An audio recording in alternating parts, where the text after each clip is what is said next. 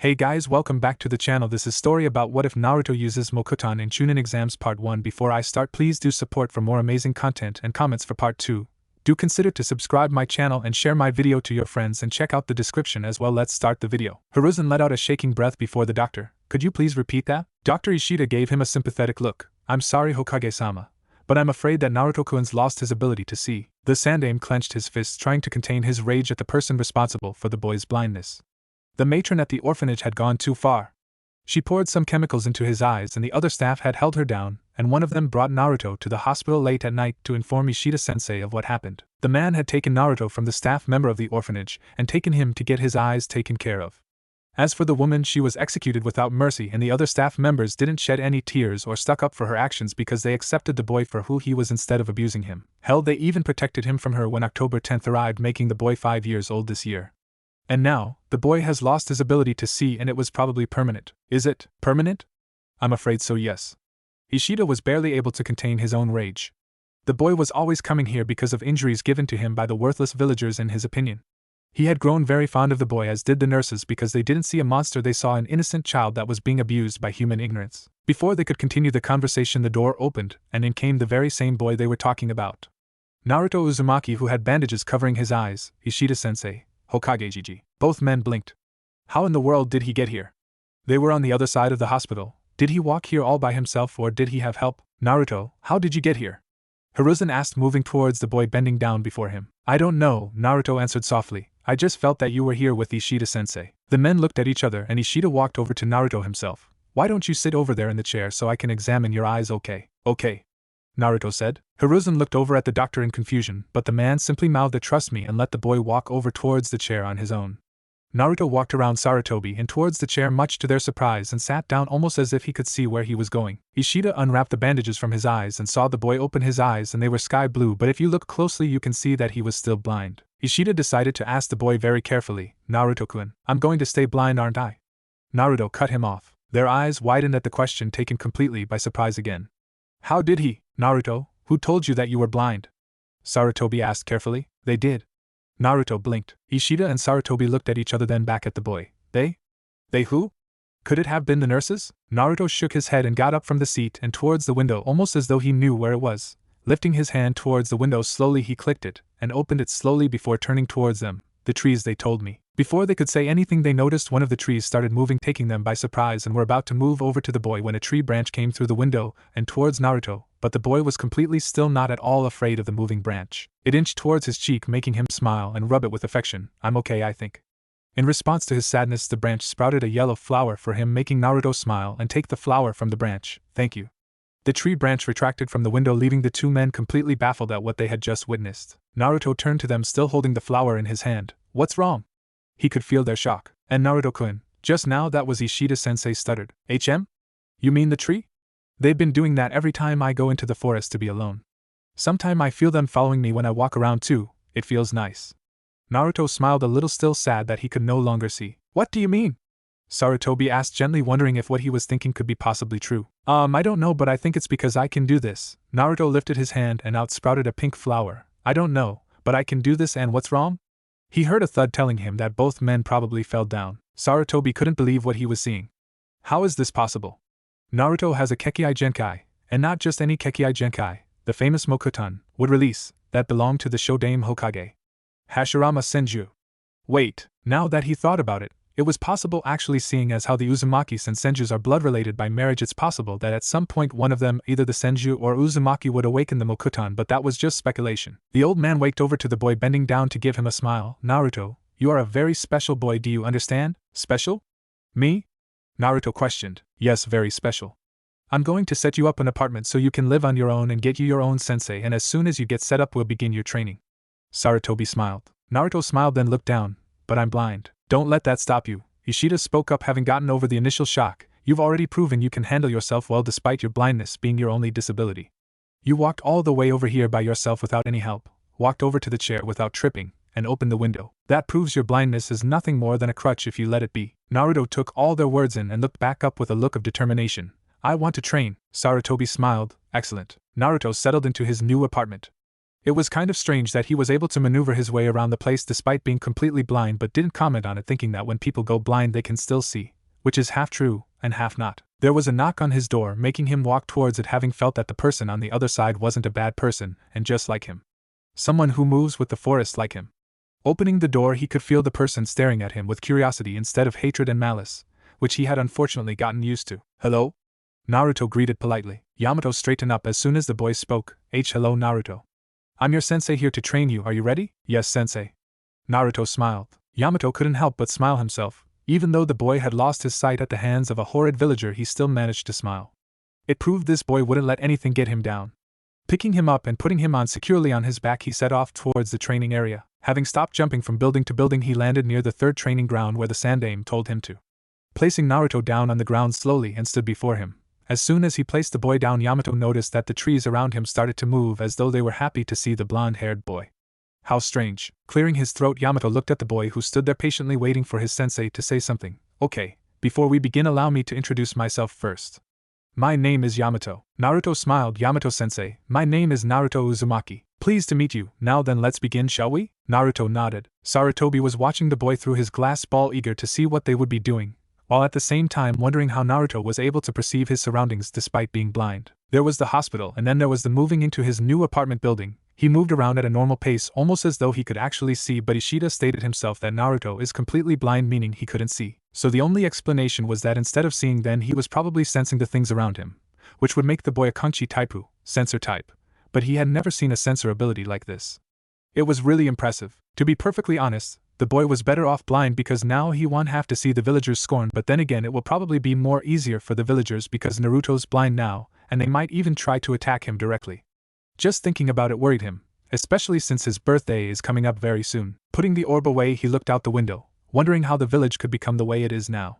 He was afraid the will of fire was all but dead because the citizens of this village aren't exactly showing their will of fire, seeing as how they would do this to the boy instead of following the Yandaime's wish. It was truly sad. Yamato was impressed so far with his student. They have been practicing chakra control for about an hour now, and the blonde-haired boy was able to use it perfectly despite his lack of sight. Not only that, when they did the tree and water walk exercise, he was able to do both with no problems at all. When he asked how he was able to do that, he simply smiled and turned to him. "The forest around us is helping me, but I can also sense where the trees and water are because of the sounds they make." It was an unusual answer, but it made sense to the man anyway. With the chakra control exercise out the way, they focused on other things now, like trying to practice his Mokuton. The boy had no problems creating clones like he thought he would, seeing as how he has more chakra than the average Chunin and Jounin. "Alright Naruto, you've proven that you have good chakra control, so we'll begin working on your Mokuton, seeing as how you're able to utilize it very easily," Yamato instructed. "Okay Yamato-sensei." Naruto smiled, eager to use it. Yamato smiled at the boy's eagerness to learn. Now Mokuton is a nature-based Kekkai Genkai. You know what a Kekkai Genkai is, right? Naruto nodded. It's a bloodline. Correct. Now Mokuton is special because it originated from the Senju clan. He continued. You mean you and me are related to the Shodaime? Naruto was surprised. Yamato rubbed the back of his head. In a way I am, but I definitely know you are related to the man. A distant relative, but relative all the same. That makes you a distant relative too, Yamato-sensei, not just me. Naruto grinned. Yamato's eyes grew wide before a small smile formed on his lips. Thank you for saying that, Naruto. It means a lot to me to hear you say that. You're welcome. So what are we learning? Naruto wondered. Well, for starters I want to teach you the Mokuton no Jutsu, wood style, wood clone jutsu. Yamato smiled. Sounds pretty cool. It is, not to mention it comes in handy too. Yamato then realized something making Naruto smile. It's okay, the trees around me will give me the information I need to use the technique, or any technique that involves hand seals, so it's okay. He grinned. Yamato wondered how that worked, but then again he didn't question it. Alright, but just in case I'll say the hand seals out loud for you, okay? Naruto nodded. Yamato got started. Tiger dog snake, Mokuton no Jutsu, wood style, wood clone jutsu. Yamato created a wood clone that sprouted from his body and stood next to him smiling. It's your turn now, Naruto. Did you get all that? The boy smiled as a response and performed the hand seals. Tiger dog snake, Mokuton no Jutsu, wood style, wood clone jutsu. Clapping his hands together, 5 wood clones sprouted from his body. 2 sprouted from his right side, 2 from his left, and 1 from behind. All 5 clones smiled at Yamato, and his clone making the man's jaw drop while the clone was impressed. That's incredible. He was able to make 5 clones on his first try. Granted, when I first started I could only make 2, but he made 5 out of nowhere just like that and doesn't look tired at all. Impressive, Yamato thought. It was then he noticed something from each clone, and Naruto. Yes? The boy tilted his head. Why your clones, they're not blind. They can see. Yamato stuttered. Really? Is that true, you guys, can you see? Naruto wondered. The clones dispelled themselves with a smile and transferred the memories over to their original, making him smile from ear to ear. It's true, they can really see, I can see their memories. So that's what you look like, Yamato-sensei. Yamato smiled. This just made your training a whole lot easier. That means your shadow clones won't have a problem seeing either. Naruto grinned. Yeah. Oh, there's this one technique the forest taught me when I snuck out of the orphanage that one time. What technique did they teach you? Yamato asked curiously. Naruto moved away from the man, making him raise a brow. As soon as the boy was close to the 3 wooden stakes, he smiled and performed the hand seals. Tiger snake, Mokuton Hijitsu, Jukai Koten, would release secret technique, nativity of a world of trees. Bringing his hands together, multiple trees sprouted from the ground, taking Yamato off guard. As soon as they stopped growing, his jaw dropped for what felt like the second time today. There were a lot of trees surrounding him and Naruto, with the boy sitting on top of the tree branch with a smile. See? Pretty cool, isn't it? Yamato couldn't help but stare in awe at what he just witnessed. Naruto, that technique you just used. The only one to use it was the Shodaime Hokage Hashirama Senju. It was a secret technique that only he could use. Really? Naruto tilted his head. The forest didn't tell me that. They only said that a great man used this technique before.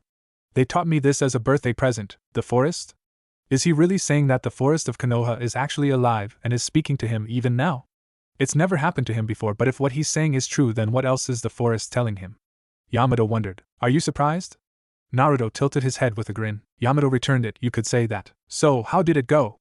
Hiruzen questioned. To be honest with you, he only needs me to help him with the Mokuton. We started chakra control first, and despite the massive chakra reserve given to him by the Kyuubi, he was able to mold his chakra perfectly with no problems at all. Yamato reported. Really now? What else? Yamato took a deep breath. Hokage-sama, are you sure that Naruto's blind? That wasn't what he was expecting to hear from the man. Last time I checked, Tenzo, the boy is completely blind. But he was able to find me and Ishida-sensei in a different room in the hospital just by feeling where we were. Hiruzen told him. Yamato brought his finger up to his chin. Then there's a possibility that he's a sensor. He must have sensed your chakra signature and simply followed it. He walks completely normal, as though he's not even blind at all. I noticed that as well. He also mentioned that the trees tell him where to go and who's ahead of him, even though he can see himself using his senses as his guide as well as his hearing. Hiruzen informed. He said the same thing, Yamato said. He used one of the Shodaime's secret techniques all on his own, saying the forest taught him, and didn't even look tired. Oh? What technique was that? Hiruzen inquired, smoking his pipe. Mokuton Hijitsu, Jukai Koten, would release secret technique, nativity of a world of trees. Yamato told him, making the man cough, roughly prompting Yamato to go over and pat the old man's back. Hiruzen gathered himself and looked at the man. Are you sure of this? Yamato nodded. I was right there when he did it. He said the forest taught him that as a birthday present. Hiruzen was in no question doubting that statement, seeing as how that the Shodaime created the very same forest himself when he first established this village a long time ago. It's possible that his very will still lives on in the village itself, taking the form of the very forest around them. Also, he may be blind, but his clones certainly aren't. Yamato said. What? That took Hiruzen off guard. Yes, while the normal clone jutsu copies the blindness, the shadow clones, as well as the wood clones, don't show any signs of blindness at all. They can see, he said. I've never heard of such a thing happening with shadow clones before. Very interesting, the old man said. I agree. Where's the boy now? He's currently at Ichiraku's with my wood clone watching over him. I saw the hateful looks the villagers were giving him, but even worse so. Now that they know he's blind, some of them openly said horrible things to him, but he plainly ignored them and talked to me instead, almost as though they didn't exist. Yamato scowled. I see. Hiruzen frowned himself. Yamato then smiled. He's a strong boy. It seems that him being blind has allowed him to gain confidence. I see, that's good. Hiruzen smiled. Yamato still then smiled. My clone dropped Naruto off. He's okay now. Hiruzen sighed with relief. That's good news. Yamato couldn't agree more with the old man. When they were walking back, the same villagers tried to taunt him, but once again he blatantly ignored them and talked to his clone instead, telling him how much fun he had learning new Mokuton techniques. He also saw his clone give a side glance to the villagers' face and saw they were red with anger and openly called him a demon brat. But once again Naruto ignored them. Yamato had to wonder though, did he know about the Kyuubi? Is that all? Hiruzen questioned. Yes, that's all I have to report, Hokage-sama. Yamato bowed. Very well, you may leave. Yes. And like that, Yamato was gone. Hiruzen couldn't help but wonder about Naruto though. How long had he been able to use Mokuton for? He'd never once thought about it until now. Naruto was in his room in his new apartment with an open window. The forest told him they'd be giving him a gift today. It was a scroll about Suiton, water release, techniques, and he couldn't be more excited. The forest told him that tomorrow they'd teach him how to utilize water techniques because they'd secretly did the chakra paper thing already, and he was told to keep it a secret, So he did. He was brought out of his thoughts when he saw a vine bring a scroll to him, making his eyes gleam and take it gratefully. Thank you. He smiled. Vine left, and he closed the window. Tomorrow will be fun. Naruto woke up early and had breakfast before heading out to the forest to train his new Suiton techniques. He jumped from the roof of buildings to get to the forest, not caring that it was dangerous, but he knew where to go anyway, so it doesn't matter. Having jumped off the last building, he headed off right into the forest, into one of the more secluded areas where no one will find him or bother him. Good morning, Naruto said to the forest. He heard the trees rustle, meaning they were saying good morning to him as well. Naruto decided to get right to business using the Shadow Clone Hand Seal, Kage Bunshin no Jutsu, Shadow Clone Jutsu. He created a shadow clone that smiled at him. Naruto handed the scroll over to the clone. I need you to read this and perform the hand seals. When you're down with that, dispel yourself and send me the information, okay? The clone took the scroll and nodded. You got it, boss. The clone went off further into the forest while Naruto decided to sit down lotus style and meditate so he could talk with his friend. Mindscape. Naruto had arrived in his inner mind so he could see his friend, the Kyuubi. Now, when he first found out he had the giant beast inside him, he was honestly fascinated with the creature and started talking to him, much to the beast's confusion. But they ended up talking for what felt like, or before the boy had to go, but he always came back to speak with him inside his mind because it's lonely by yourself. Already knowing where it is he needed to go, he found the giant beast looking bored. Kyuubi, Naruto called out, walking up to it, getting its attention. Looks who's here.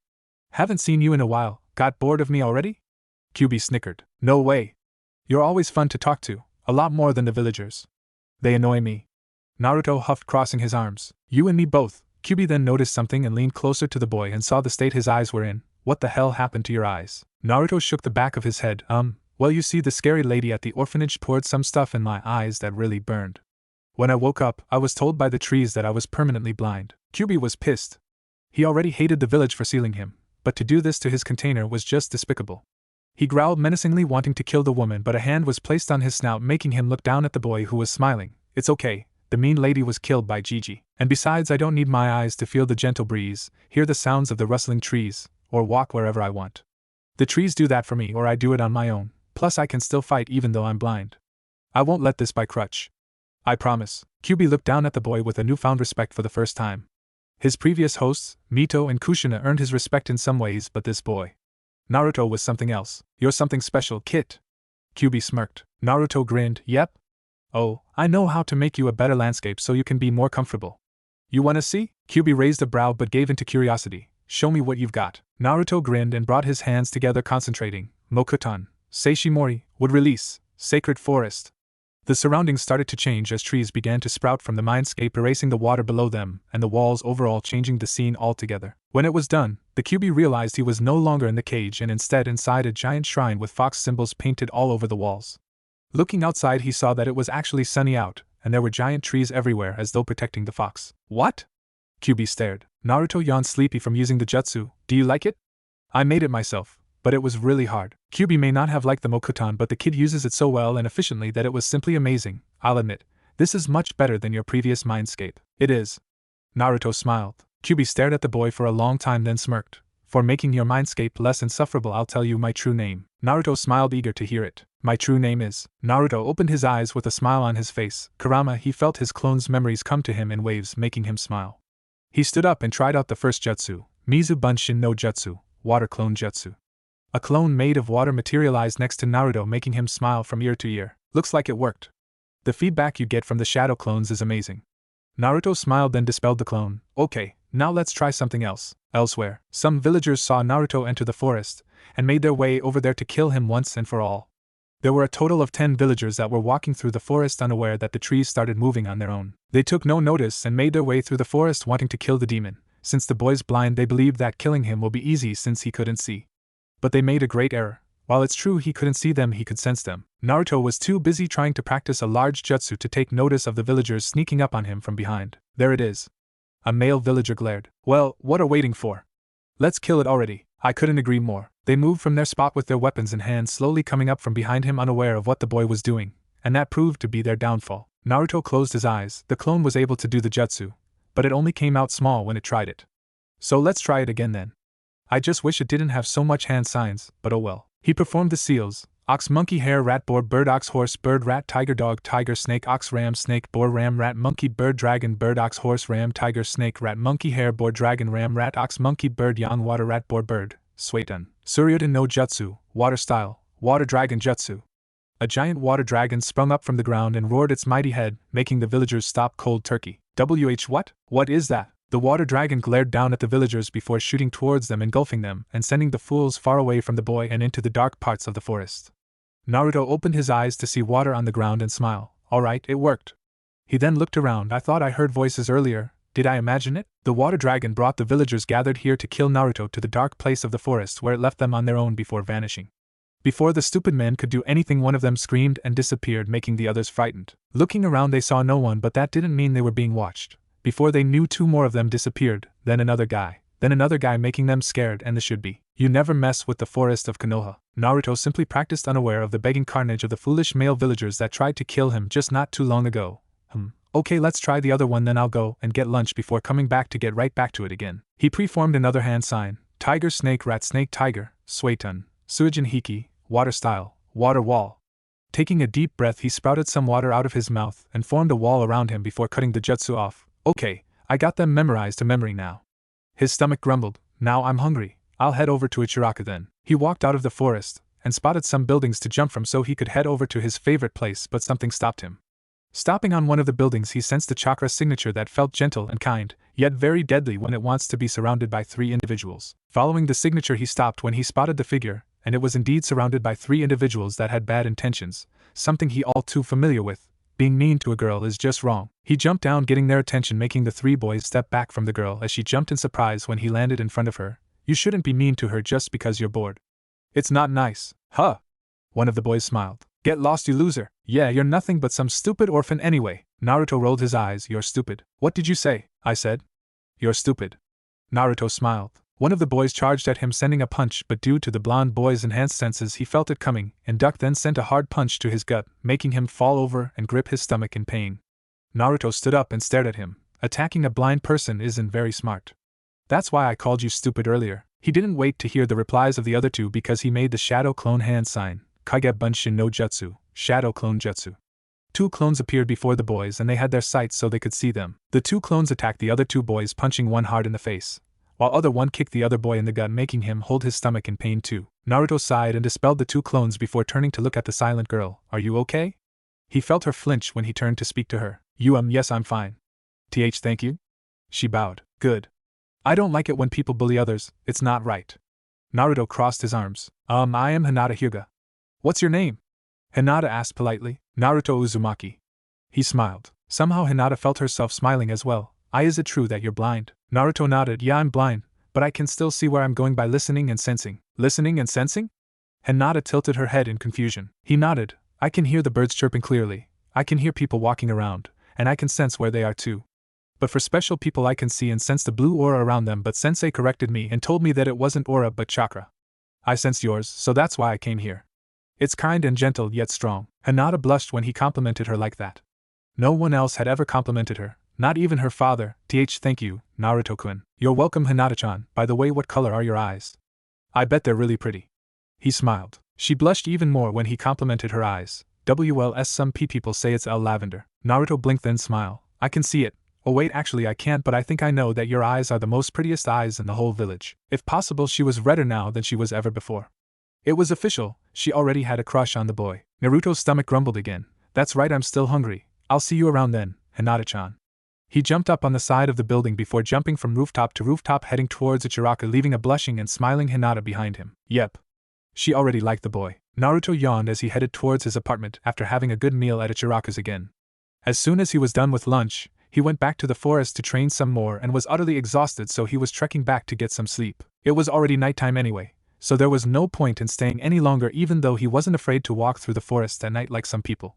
He was on his way home when he sensed Hinata's chakra running fast, but so fast that he couldn't keep up himself. Sensing where she was heading, he followed after the signature and saw a suspicious individual carrying Hinata below his arm, making him mad. Mokuton, Shinobi Geshi, would release. Bamboo spikes. Thrusting his arm forward, bamboo spikes formed and slammed in the back of the kidnapper, making him cry out in pain and fall to the ground while dropping Hinata in the process, but Naruto was able to get to her in time before she could fall to the ground. Hinata opened her eyes finally and saw that Naruto was staring at her full of worry. You okay, Hinata-chan? She blushed. And Naruto-kun? Where am I? He set her down. You were being taken away by that bad guy. He turned and saw the guy was getting back up and glared. Hinata-chan, get back. But. She was about to protest. It's fine, I got this. He smiled. The man stood up slowly and charged at the boy, but Naruto wasn't worried. He quickly made the snake hand sign, Mokuton, Mokusatsu Shirbari no Jutsu, wood style, silent strangle jutsu. Tree wood sprouted from the ground and went towards the kidnapper, and the man found himself bound, unable to move. What? Hinata was amazed. Amazing. Naruto stared at the man, not at all happy. He tried to kidnap his friend. I don't know who you are, but you tried to kidnap Hinata-chan. So that means you're a bad person. He narrowed his eyes at the still bound man. I learned this move from the forest and haven't had time to use it yet, but I'll use it now. He formed the snake hand sign, Mokuton, Kajakai Korin, would release, advent of a world of flowering trees. Trees started growing from the surface where they were, making the man stop struggling to see what was happening. As the forest around them was being created, flowers began to bloom and release pollen, making the man's eyes feel heavy, and he soon drifted into unconsciousness. Naruto sighed and released him when the man passed out. Naruto-kun, that was amazing. How did you do that? Hinata asked in awe. Before the blonde could tell her, he passed out himself due to exhaustion. Naruto-kun. She went over to him, trying to wake him up, but stopped when she realized he was only sleeping, and smiled. Thank you. No longer after she said that, her father appeared as well as the Hyuga guards. She wondered how long they had been here, or maybe they just got here. No, something told her that they were here the whole time and saw what Naruto did to save her. Was that a good thing? Or a bad thing? Naruto opened his eyes slowly, sitting up from the futon he was laying on, and yawned while stretching. Looking around, he saw he was surrounded by fancy-looking walls. Even his clothes were fancy because he was wearing an elegant hakama. He tried to remember just what did he do to get himself in this predicament, then remembered. He saved Hinata from a kidnapper, then he knocked him out, then he passed out himself.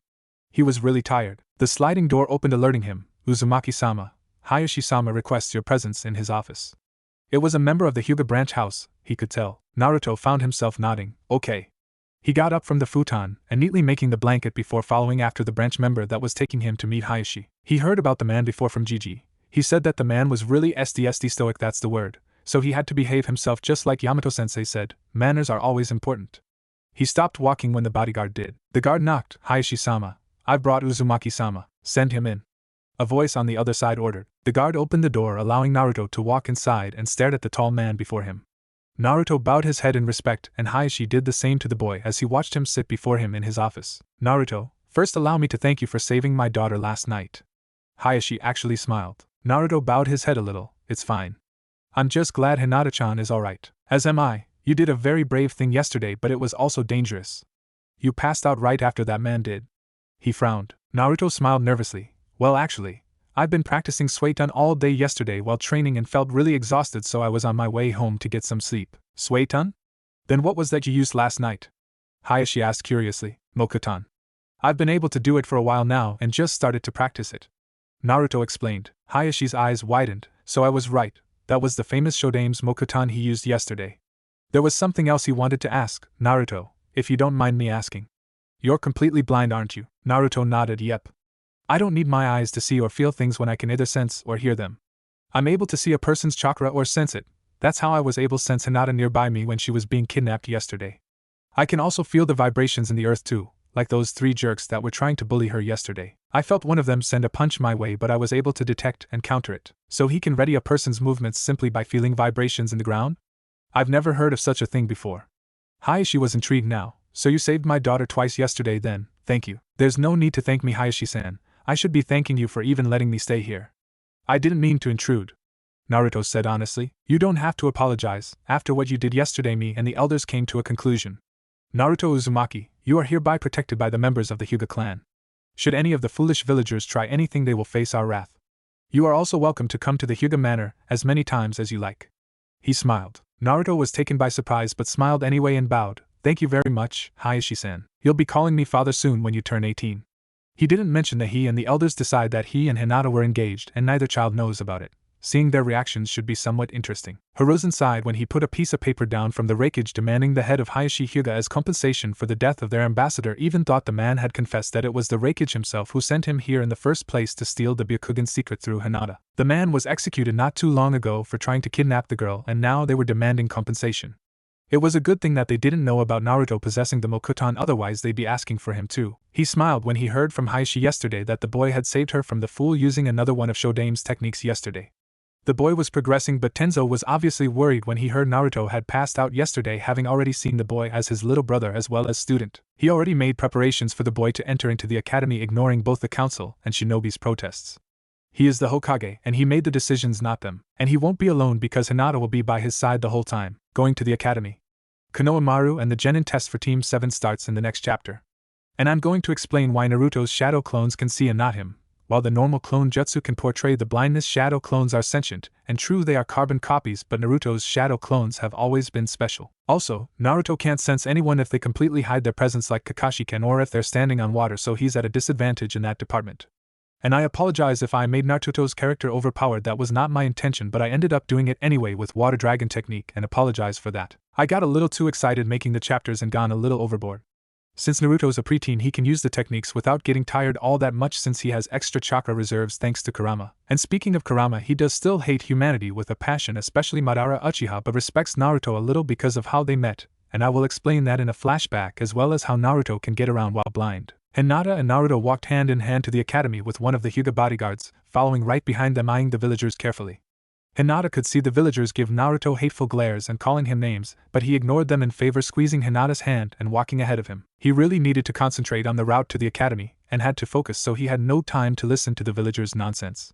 Speaking of which, he heard that 10 villagers disappeared and no one's seen them since. The ANBU had been searching for them but found nothing so far. Naruto wondered what could have happened to them. Oh well, it was probably none of his business. Hinata squeezed his hand back with a smile, happy her father said she could still see Naruto.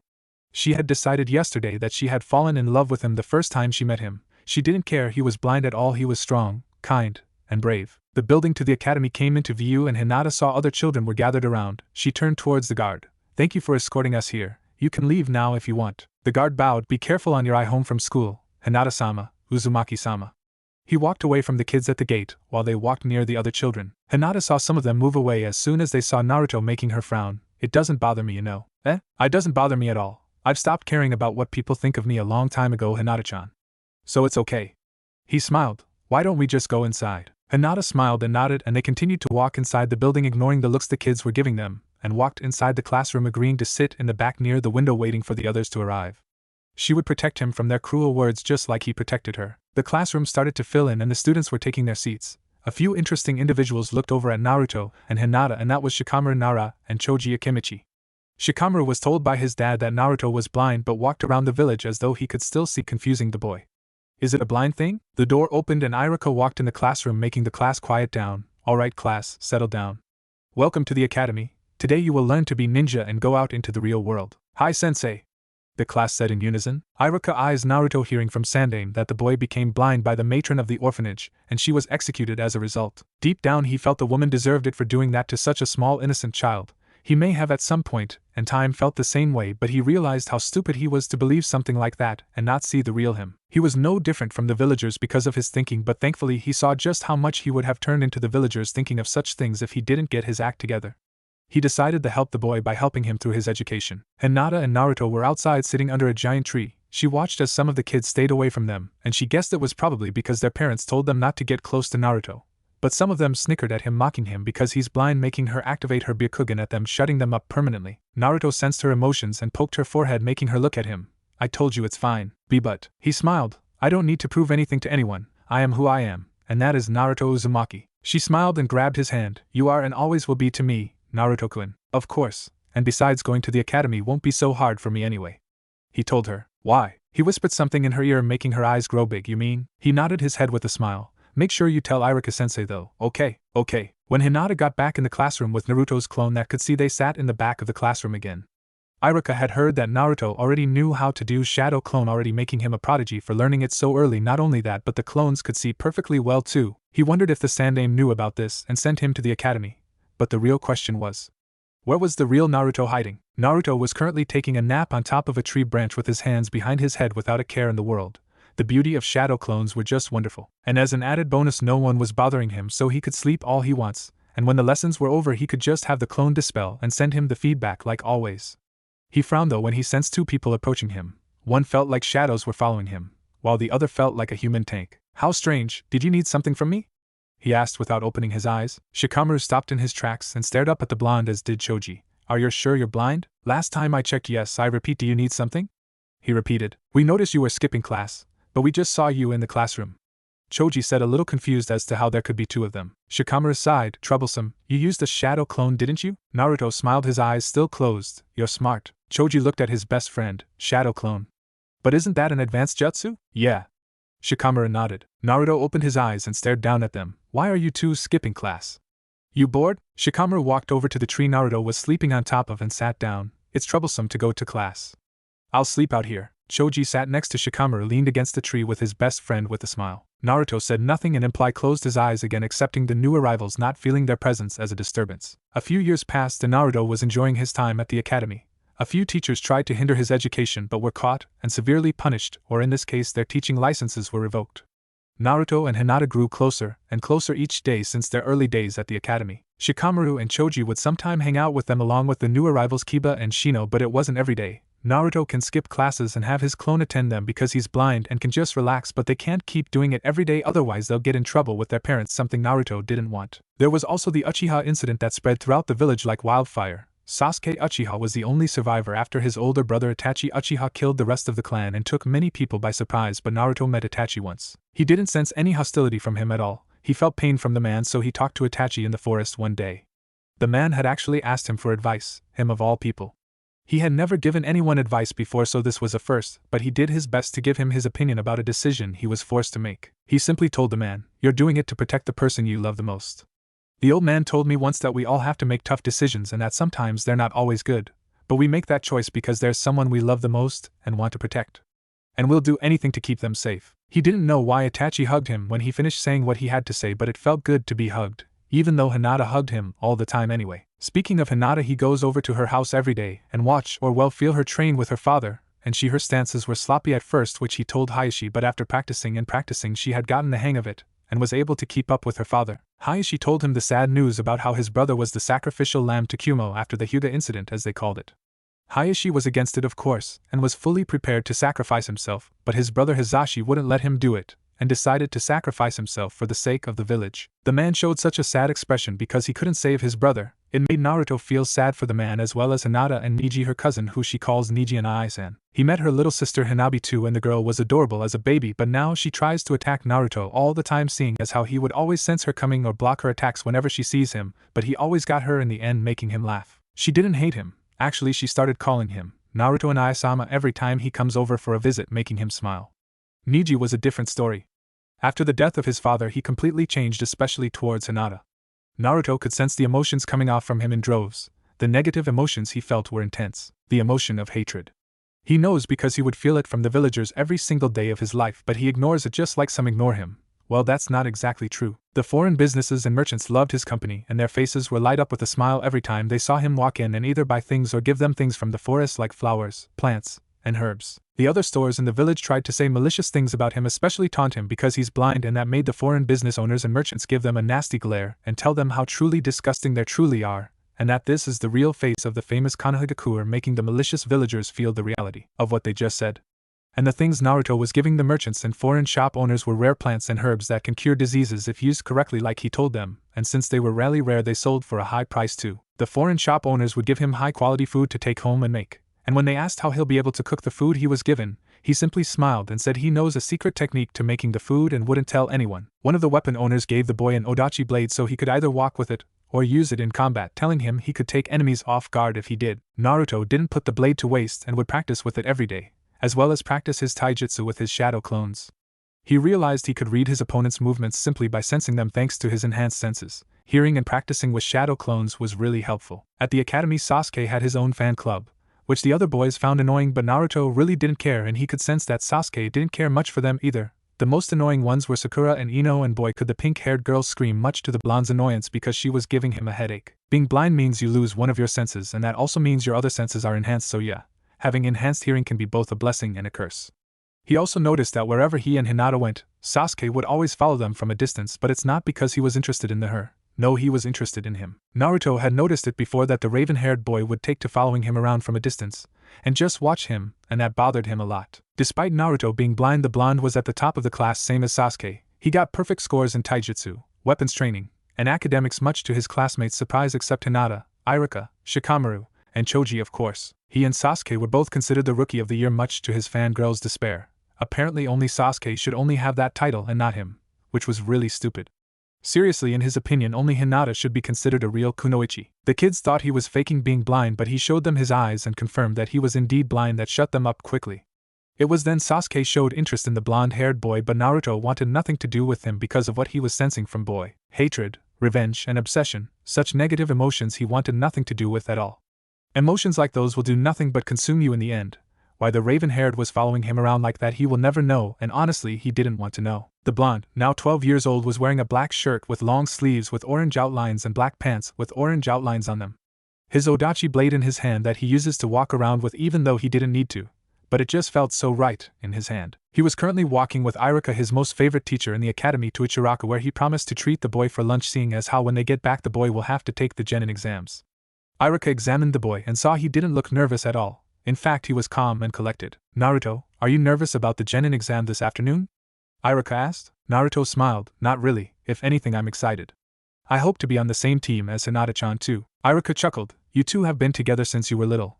Who knows, you might be on the same team. I really hope so. I'd rather be with her than Ino or God forbid Sakura. Her screaming isn't good for my hearing at all. Naruto rubbed his left ear subconsciously, making Iruka chuckle nervously. It's true that Sakura can be a little loud. Oh, who was he kidding? She was really loud. They arrived at the restaurant where Tucci greeted the boy and teacher. So Naruto, did you take the exam yet? Tucci smiled, already making the blonde's favorite. No, not yet. I know Yamato-sensei is excited about it though. I actually hope he becomes my sensei. Naruto smiled. He showed his sensei one time his Suiton and Futon techniques, making the man smile at his progress with his training, and he still trained his Mokuton too. Katon wouldn't work for him for some reason, so he just forgot about it. I hope so too. The two of you act like the siblings the way you interact with each other. The man smiled, placing the bowl before the boy. Naruto grabbed the chopsticks next to him and smiled, something like that. Came out from the back and smiled at the blonde. Hinata's not with you today? No, not today. She wanted to hang out with Shino and Kiba for a bit. Besides, I can pretty much walk all by myself anyway. She just likes to help me out sometimes. He said, eating his ramen. Iruka still found his student fascinating after all this time. When he heard that some teachers were planning to hinder his education, he immediately reported them to the Hokage, where he proceeded to fire them quickly and replace them with A and Bu disguised as teachers, but he had a sneaking suspicion that Naruto knew and didn't say anything. He frowned when he saw one time Naruto was outside just looking up at the sky and some boys decided to bother him by taunting him about his blindness, making the man shake his head in disappointment. He was about to go outside and reprimand them when Naruto spoke in a calm tone. My blindness doesn't hinder my everyday life as people assume. I'm glad to be blind because I don't have to look at the ugly side of people like you. And with that he walked away, leaving the boys standing there unable to do anything, or say anything against what the blonde said. He smiled at the memory, glad the boy handled the situation without resorting to violence. Yeah, he'll do great when it comes to the Genin exams. Naruto stood before the examiners, which were Iruka and Mizuki, who the blonde did not like at all, and the feeling was mutual on Mizuki's end as well. Not that he cared. Okay Naruto, you ready? Iruka smiled. Naruto smiled back, ready. First off, use Henji no Jutsu, transformation jutsu. Iruka instructed. Naruto did the hand signs, dog boar ram, Henji no Jutsu, transformation jutsu. There was a puff of smoke and Naruto transformed into Yamato, taking the two Chunin off guard. That's really impressive, Naruto, good work. Iruka marked pass for the transformation technique. Naruto transformed back, thank you. Now, the Kawarimi no Jutsu, body replacement jutsu. He smiled. The blonde smiled and got right to it. Tiger, boar, ox, dog, snake, Kawarimi no Jutsu, body replacement jutsu. He replaced himself with a log. Excellent again. Iruka marked past. Naruto jumped down from the ceiling and smiled. And the last would be the Bunshin no Jutsu, clone jutsu. Iruka said, do you want me to use the normal clone jutsu or shadow clone jutsu? Naruto asked. Iruka smirked, not paying to the look of disbelief on Mizuki's face. Surprise us. Naruto made the tiger sign, Kage Bunshin no Jutsu, shadow clone jutsu. Two Naruto clones appeared on each side of him, making Mizuki's eyes widen. Iruka smiled again. Excellent job, Naruto. You passed the exam. Congratulations, you are officially a Genin. He tossed the boy his headband and the blonde caught it with a smile. Thank you very much. Naruto bowed as wrapped it around his forehead and moved towards the way where his long sword laid. Grabbing the blade he walked out of the room, closing the door behind him. Mizuki looked over at Iruka, still flabbergasted. He can use shadow clones? He's been able to do it since he was 5 years old. Iruka smiled. But that's a B-rank technique. I was just as surprised myself when I first saw it in my classroom. And by the way, Mizuki, did you notice anything peculiar about the shadow clones? Iruka smiled. Mizuki blinked, then widened his eyes in realization. The shadow clones they could see. That's right, Naruto himself is blind, but his shadow clones can see just fine. Pretty amazing, isn't it? Mizuki didn't comment because he was too busy thinking about his plan, and how it involved the demon brat. Oh well, he'd just have to compromise instead. The other genin gathered and saw Naruto walk out of the room with a headband wrapped around his head, making their jaws drop. What the hell? How did you manage to pass when you can't even see? Ino yelled. Kiba whistled. Damn, I thought that since he's blind he'd fail the exam. Things aren't always what they seem. Shino commented. Hinata smiled. I knew Naruto-kun would pass. Troublesome blonde is unpredictable. Shikamaru sighed. But that's just how Naruto is. Choji smiled. Sasuke stared at the blonde hard, watching him walk away from them without answering anyone's questions.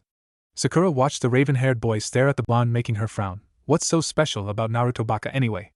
Just because he's Rookie of the Year like Sasuke-kun doesn't make him better than him at all. Naruto ignored the rest of the rookies and started walking out of the building and summoned a shadow clone who appeared before him. I'll be in the forest. While I'm there, I want you to lure the you-know-who to the forest. He should have already found out where I live. Got it, boss. They vanished. Naruto started walking towards the forest. Mizuki's evil intentions were as clear as day. Too bad Irika-sensei didn't sense it, but I guess that's just the perks of being blind. Mizuki was jumping from roof to roof heading towards his intended target, the demon brat. It was currently nighttime and he had stolen the scroll of seals successfully. Now all he had to do was go to the brat's house, drag him out, and dump him in the forest where he would be killed by the ANBU. A vicious smile appeared on his lips, excited to finally kill the demon brat that should have died a long time ago. He arrived at the apartment and peeked through the window but didn't see the brat, just a bunch of worthless flowers. He felt a sharp object hit him in the back of the head. Ow, what the hell? He turned around and saw the very same brat he was looking for. The shadow clone gave Mizuki a cold glare and turned his back to him. You want me, right? Then come get me, if you can keep up, that is. And like that he took off with a small smirk on his lips. You little brat. Mizuki chased right after him, ignoring the fact that he was being lured into a trap and by a shadow clone no less. The clone led Mizuki right into the forest where Naruto hangs out all the time and stood there with his back facing the Chunin. End of the line, brat. The clone tilted his head so Mizuki could see and realized something too late. You. It is the end of the line for you, that is. The clone dispelled and he heard laughter from above a tree branch and saw Naruto staring down at him. I didn't really expect you to follow my clone all the way here, but I guess that goes to show just how stupid you really are. Naruto smiled. Shut up, demon brat. Mizuki yelled. Naruto rolled his eyes. Don't you people get tired of saying the same old things every day?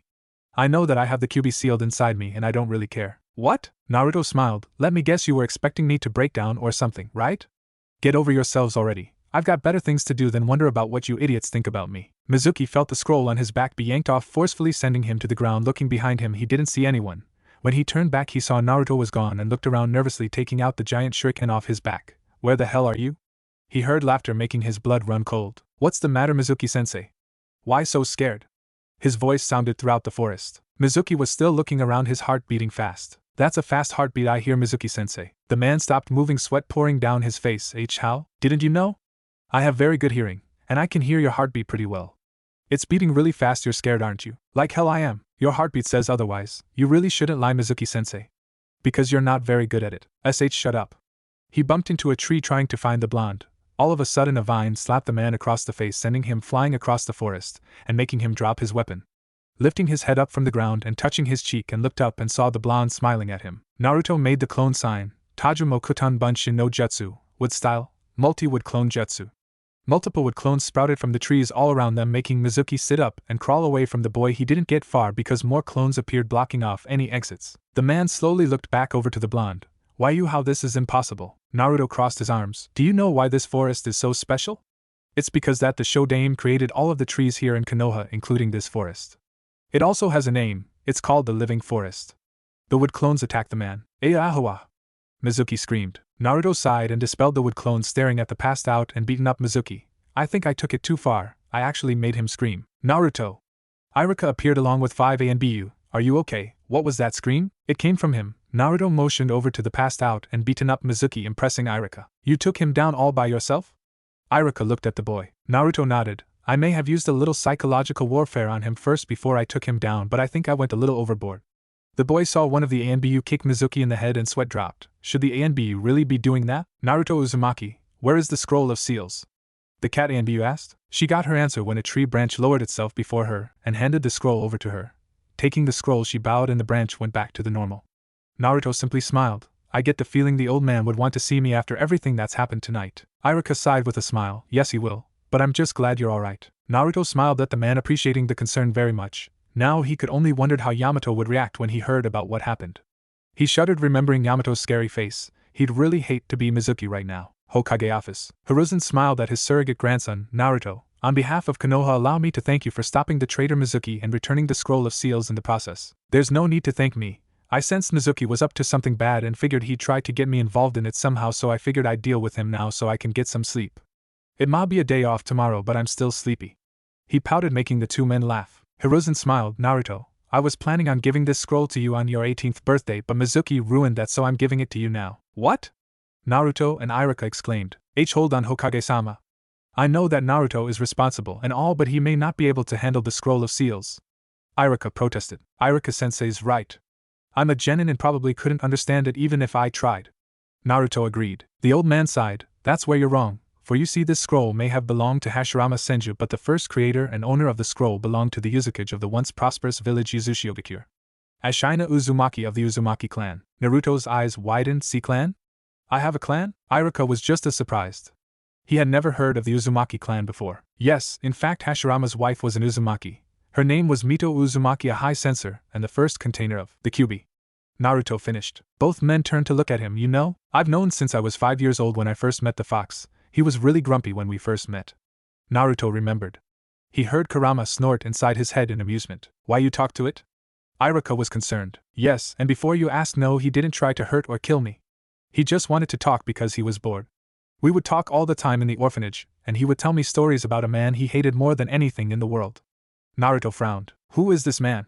Hiruzen wondered curiously. Madara Uchiha. Hiruzen's eyes widened. Madara Uchiha? Why does the Kyuubi hate Madara? Iruka asked. Because he controlled him and used him against Hashirama Ajisen. Naruto explained. What? The Sharingan can control the Kyuubi? Iruka gasped. Naruto nodded. Hiruzen sighed. I wonder, on the night of the attack, was it really Madara that controlled the beast to attack the village? If that's the case, then the Uchiha clan were treated like criminals for nothing, which ultimately caused them to try and plan a coup which resulted in their demise. Let's not think about that right now. Let's get back to what we were discussing before. Yes, Naruto, you have a clan. Your mother Kushina Uzumaki originated from Uzumaki and migrated to Konoha when she was a child. She was also the Kyuubi's second container after Mito-san died. Hiruzen revealed. And my mother was one too. What happened to her? He desperately wanted to know. She died right after you were born. And before you say anything, no, you are not to blame for her death. She died to protect you just like your father did. The old man smiled sadly. Naruto took a deep breath. Who's my dad? Hiruzen closed his eyes before opening them. The Yandame Hokage Minato Namikaze. Iruka was taken back by this new information and actually looked at the blonde-haired boy. He looks just like the Yandame. How is that? I've never noticed this before until now. Naruto closed his eyes, trying to calm down, and Kurama's voice was helpful too because he was ready to start yelling, but that wouldn't solve anything, so he simply sighed. Why are you telling this me now? The two men could hear the hint of betrayal in the boy's voice, making the old man flinch. I'm sorry, Minato had a lot of enemies in both Kumo and Iwa, with Iwa being the most vicious. If they found out that he had a son, they would have sent assassins after you and killed you. Naruto said nothing for a while before finally speaking. I see. Hiruzen got up from the chair and the scroll to the boy who had set it down on the ground. I know I've failed you by not telling you your origins, but I hope you can find it in your heart to forgive me. The old man bowed, taking Iruka by surprise a little bit, but he couldn't help but understand why he was bowing and asking for forgiveness from the blonde. Naruto stared the man's bowing figure for about 2 minutes before he sighed and rubbed the back of his head. Fine, you're forgiven. Hiruzen stood up straight in shock. The boy smiled. I forgive you. You were thinking about keeping me safe, so I can't stay mad at you. Besides, it's not in my nature to hate anyone anyway. Hiruzen smiled. Thank you, Naruto. That's my line, GG. He grinned. And don't worry, I'll take good care of the scroll. Hold on, there's something else I need to give you. Hiruzen walked back over to his desk and rummaged through his drawer, making Naruto and Iruka curious. He pulled a black notebook out and handed it to the boy, who felt it. A notebook? Not just any notebook either, it belonged to Minato. The old man smiled. Really, Dad? Naruto was surprised and a little happy at the same time. That's right, he put all of his jutsus in there, and told me to pass it on to you should something happen to him in the near future. I'm giving it you now. Oh, and congratulations on graduating from the academy. He smiled grandfatherly. Naruto had the biggest smile on his face. Thank you. You're welcome. Now go home and get some sleep. You look exhausted. Believe me, I am. He was going to pick up the scroll, but Iruka got it for him. Thanks, Iruka-sensei. You're welcome. Come on, I'll walk you home. Fine with me. Both of them walked out of the man's office and Hiruzen smiled. Minato, your son will be an excellent shinobi. Naruto had his head on his pillow with a serene smile on his face. He had parents, and both of them loved him. He was really glad he had a day off tomorrow because he wanted to go back to the forest and tell it what he learned. Go to sleep, Kit. I am good night, Kurama. He smiled. Kurama didn't answer, but he smiled as he too drifted off to sleep. If Naruto had to guess what his major weakness is when it comes to being blind, it would be that if someone were hide their presence completely, he won't be able to sense it. That was what Yamato had proved when they had first started training his ability to sense as well as chakra control. He knew that if he went up against a Jonin that can hide their presence completely like Yamato can when they first tested it out, then he would be in trouble and had to rely on his shadow clones for help. Another weakness is that for some reason he can't sense them if they're on water either, which is a little strange. But that was once again proven by their training sessions when they did the water exercise, and he admitted that he was scared to do it the first time because he thought he'd fall, but he managed to stay above the surface much to his surprise. When he first tried the shadow clone technique that the forest taught him before he lost his sight, he was able to do it easily compared to when he tried to use the normal clone technique, which he still had trouble doing even now. When it comes to basic level jutsus like the clone technique, he has a hard time doing it compared to others, but when it comes to high level, say C or B rank techniques like the shadow clone jutsu, he has no problem doing it, which is kinda crisscross, but he figured that it was an Uzumaki thing since he found out he had a clan last night. Another weakness is objects. When he started to walk around after he lost his sight, he had a hard time maneuvering around objects, like rocks for example. Rocks were his enemy, so it was a good thing that he was given the long sword as a use for a cane as well as a weapon. It'll come in handy in alerting him for the stupid rocks. When he first lost his sight, he had to walk a little slower so he could get used to the feeling of no longer seeing and had to take it slowly.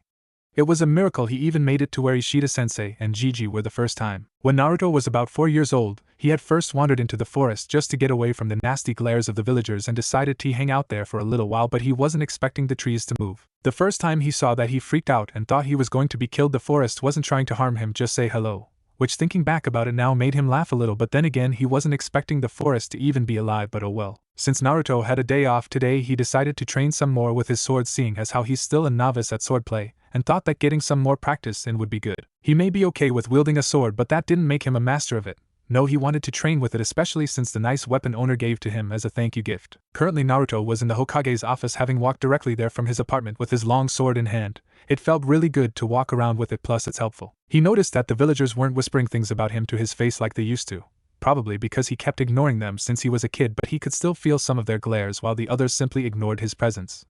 Guess it goes both ways then. He ignores them and they ignore him, but they do it out of malice. He does it out of boredom.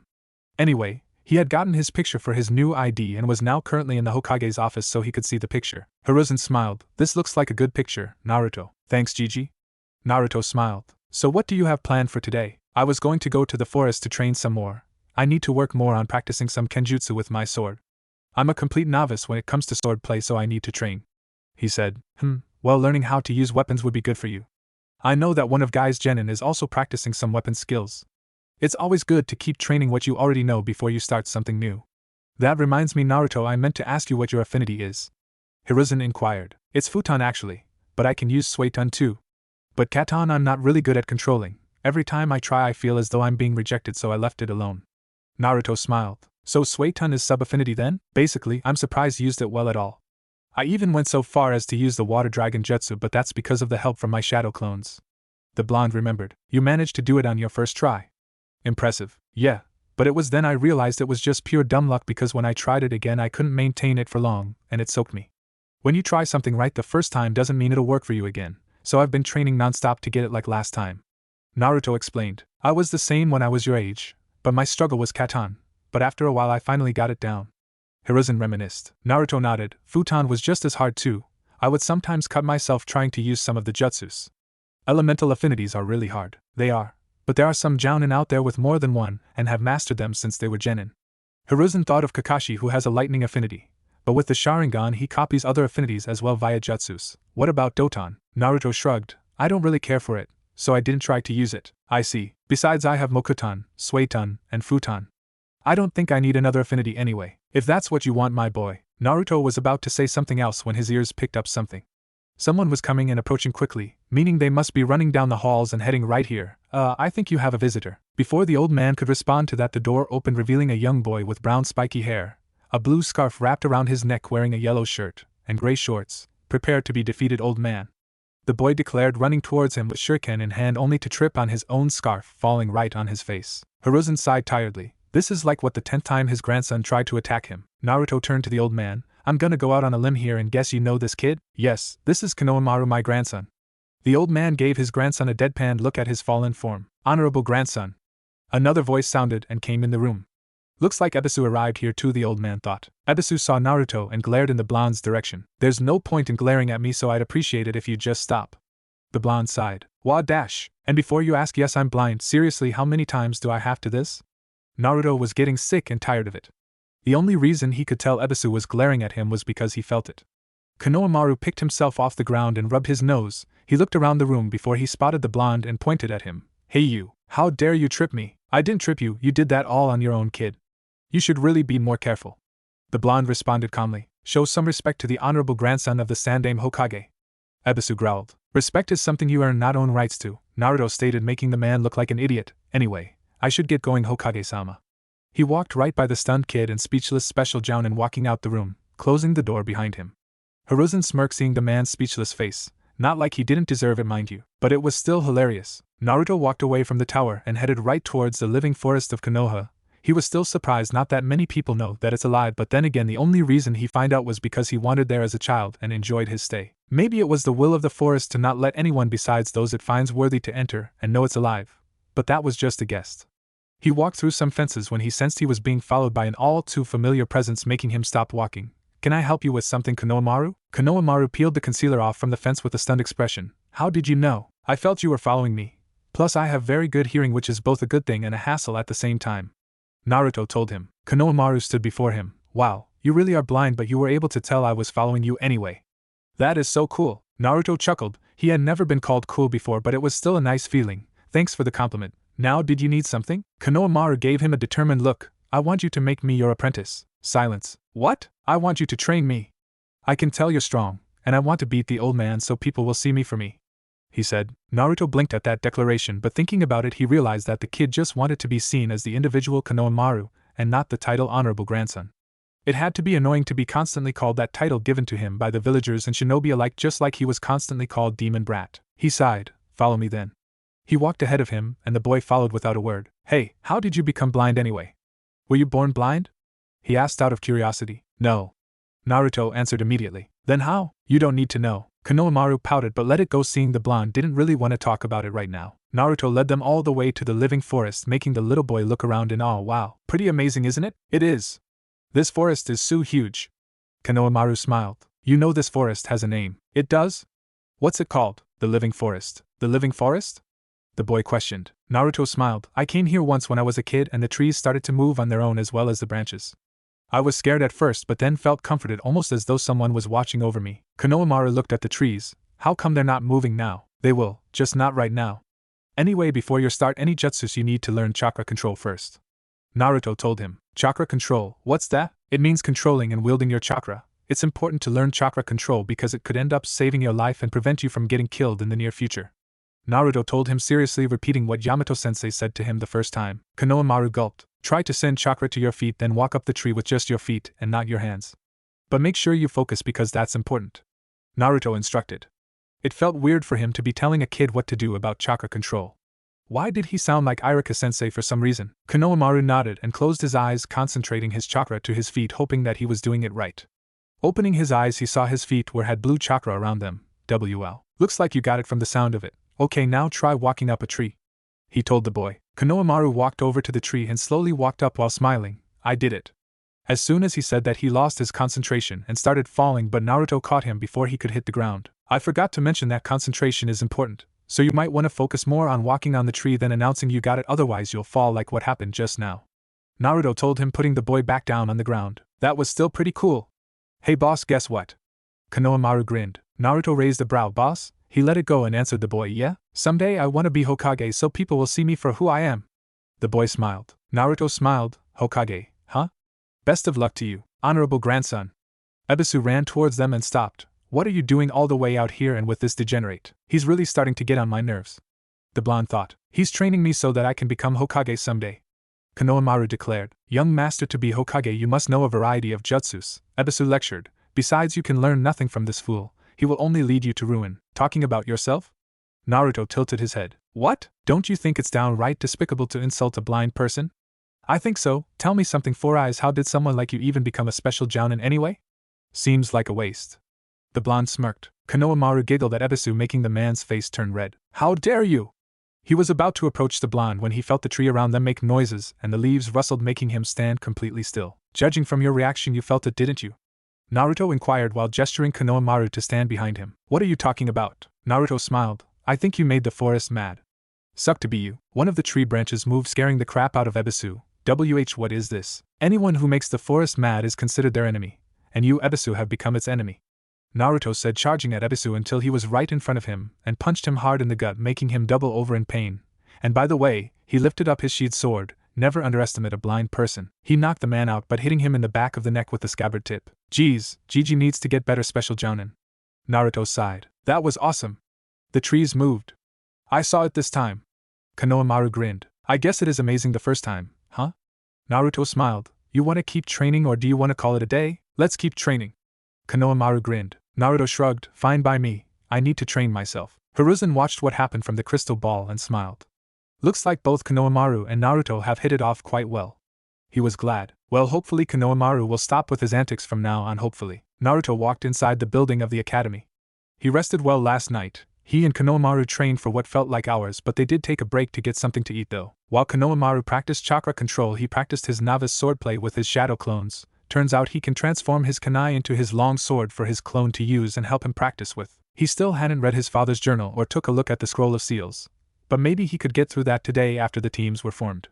Yes, today he would find out if he would be on Hinata's team instead of being with Sasuke or Sakura the Banshee, as the kids call her, and boy were they right about her being a banshee. Walking into the classroom, he went over to sit in the back of the room, sitting next to the window, feeling the sun's rays touch his skin.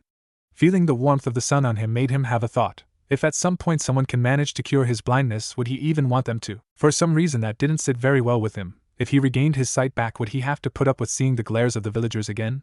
Their cruel words? If that's the case, then he'd rather stay blind then. He'll prove to them that even if he can't see, he can still be a strong shinobi. He heard the door open and the kids started walking inside, but he paid them no attention at all. He was waiting to sense Hinata. He could care less about everyone else. Well, that's not exactly true. Shikamaru and Choji are okay. Even though the shadow user was lazy, Shikamaru was smarter than him and everyone else in this room. Speaking of Shikamaru, you're going to sit over here, Shikamaru? Naruto asked. Troublesome. Did you hear me or sense me coming? The lazy boy asked. Not telling. Troublesome. Choji smiled, munching on some chips. Wonder whose teams will be on. Hopefully not Ino or Sakura's. Naruto stated. Amen. Shikamaru agreed. Choji's sweat dropped. Naruto felt someone sit next to him and smiled. Hey Hinata-chan. Good morning, Naruto-kun.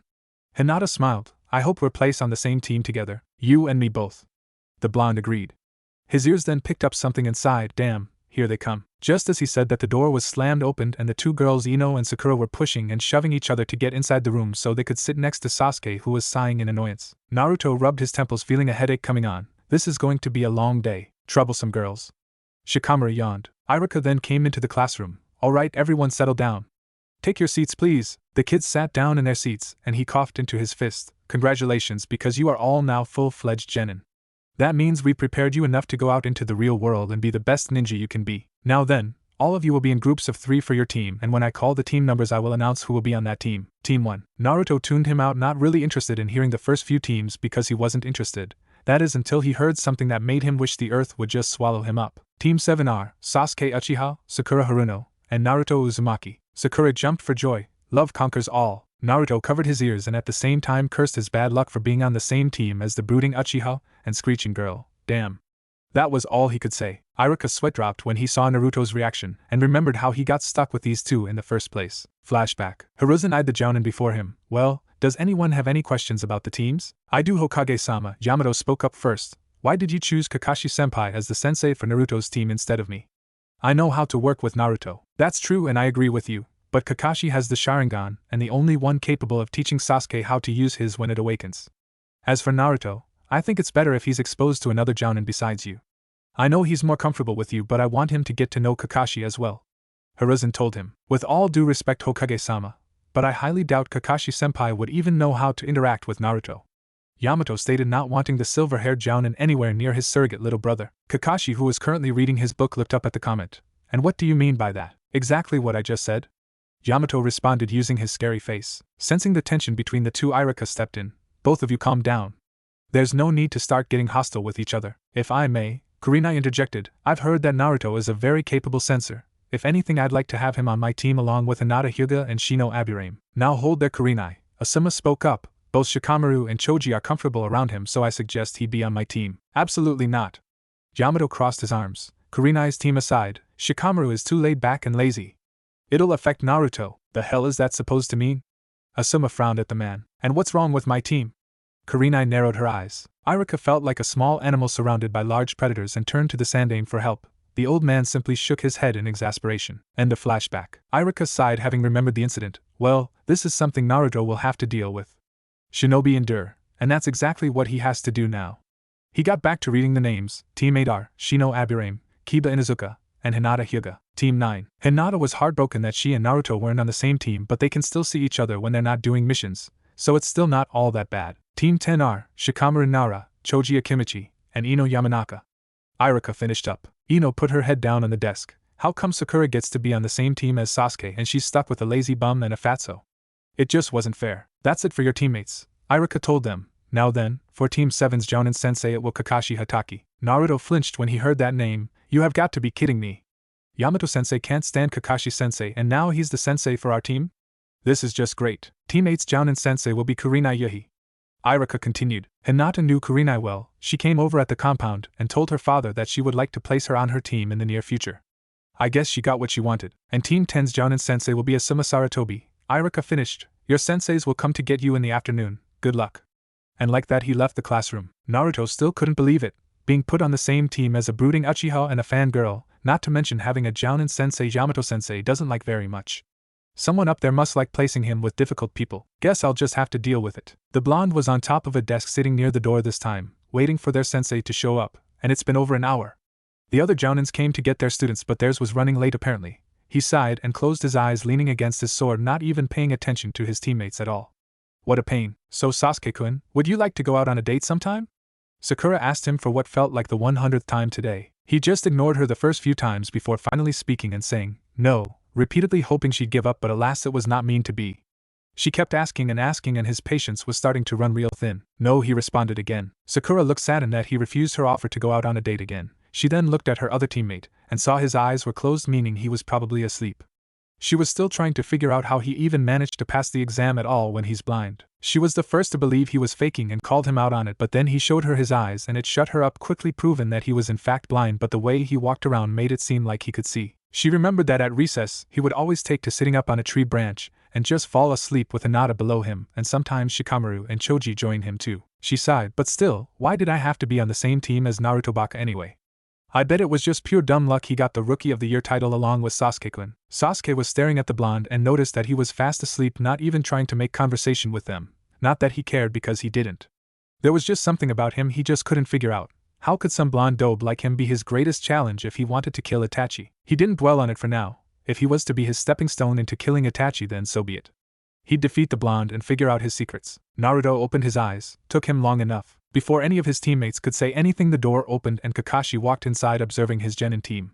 He saw Sasuke and Sakura stare the blonde, then back at him, almost like they were trying to figure something out. He looked at the blonde and saw he was paying no attention to them at all, and instead looking at him with a bored expression. Well, Kakashi looked at them individually. My first impression of you all is you're boring. Sasuke scowled at him and Sakura was about to yell, but Kakashi spoke first. Meet me on the roof in 5 minutes. And like that he disappeared in a puff of smoke. Sasuke and Sakura looked at each other, then back to the door, only to see Naruto was gone, taking them by surprise.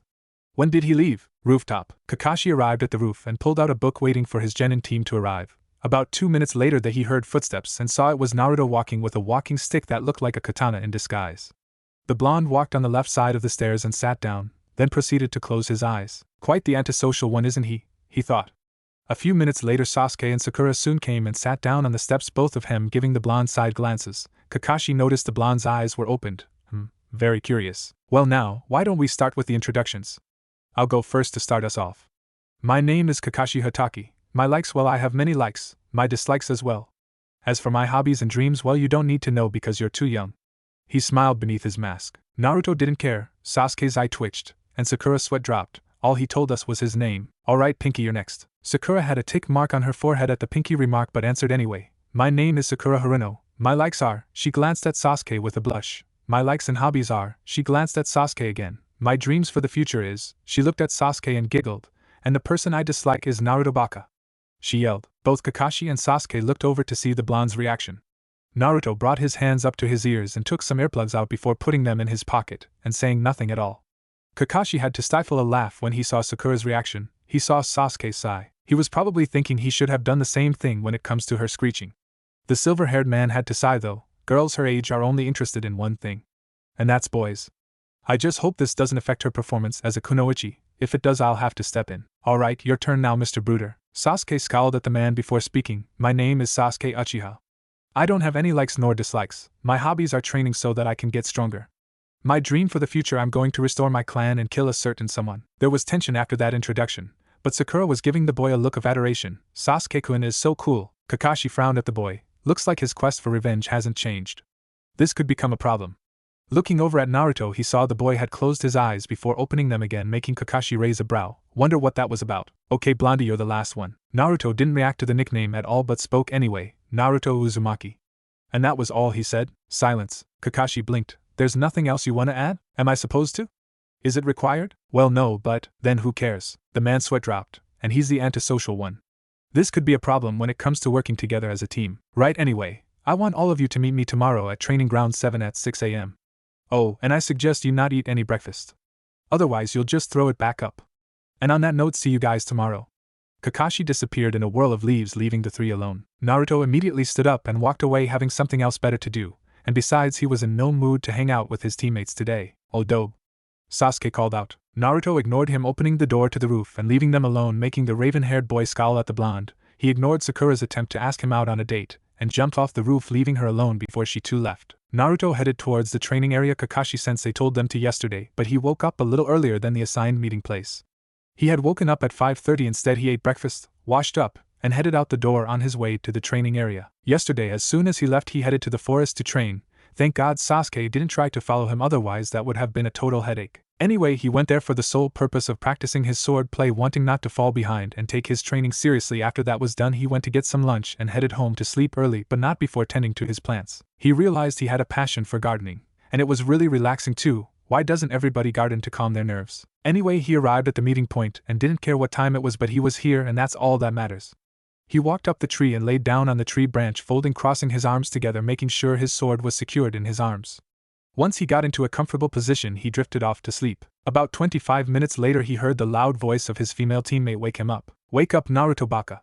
She yelled. He opened his eyes slowly, hearing the shrill of the banshee. Seriously, does she have to scream? The blonde dug his earplugs out his pockets and put them in his ears before drifting off to sleep again, not hearing Sakura's yelling much to his relief. Seriously, sometimes having enhanced hearing can suck sometimes. Sakura growled up at the blonde as he put earplugs in his ears and went back to sleep. Why that little cha?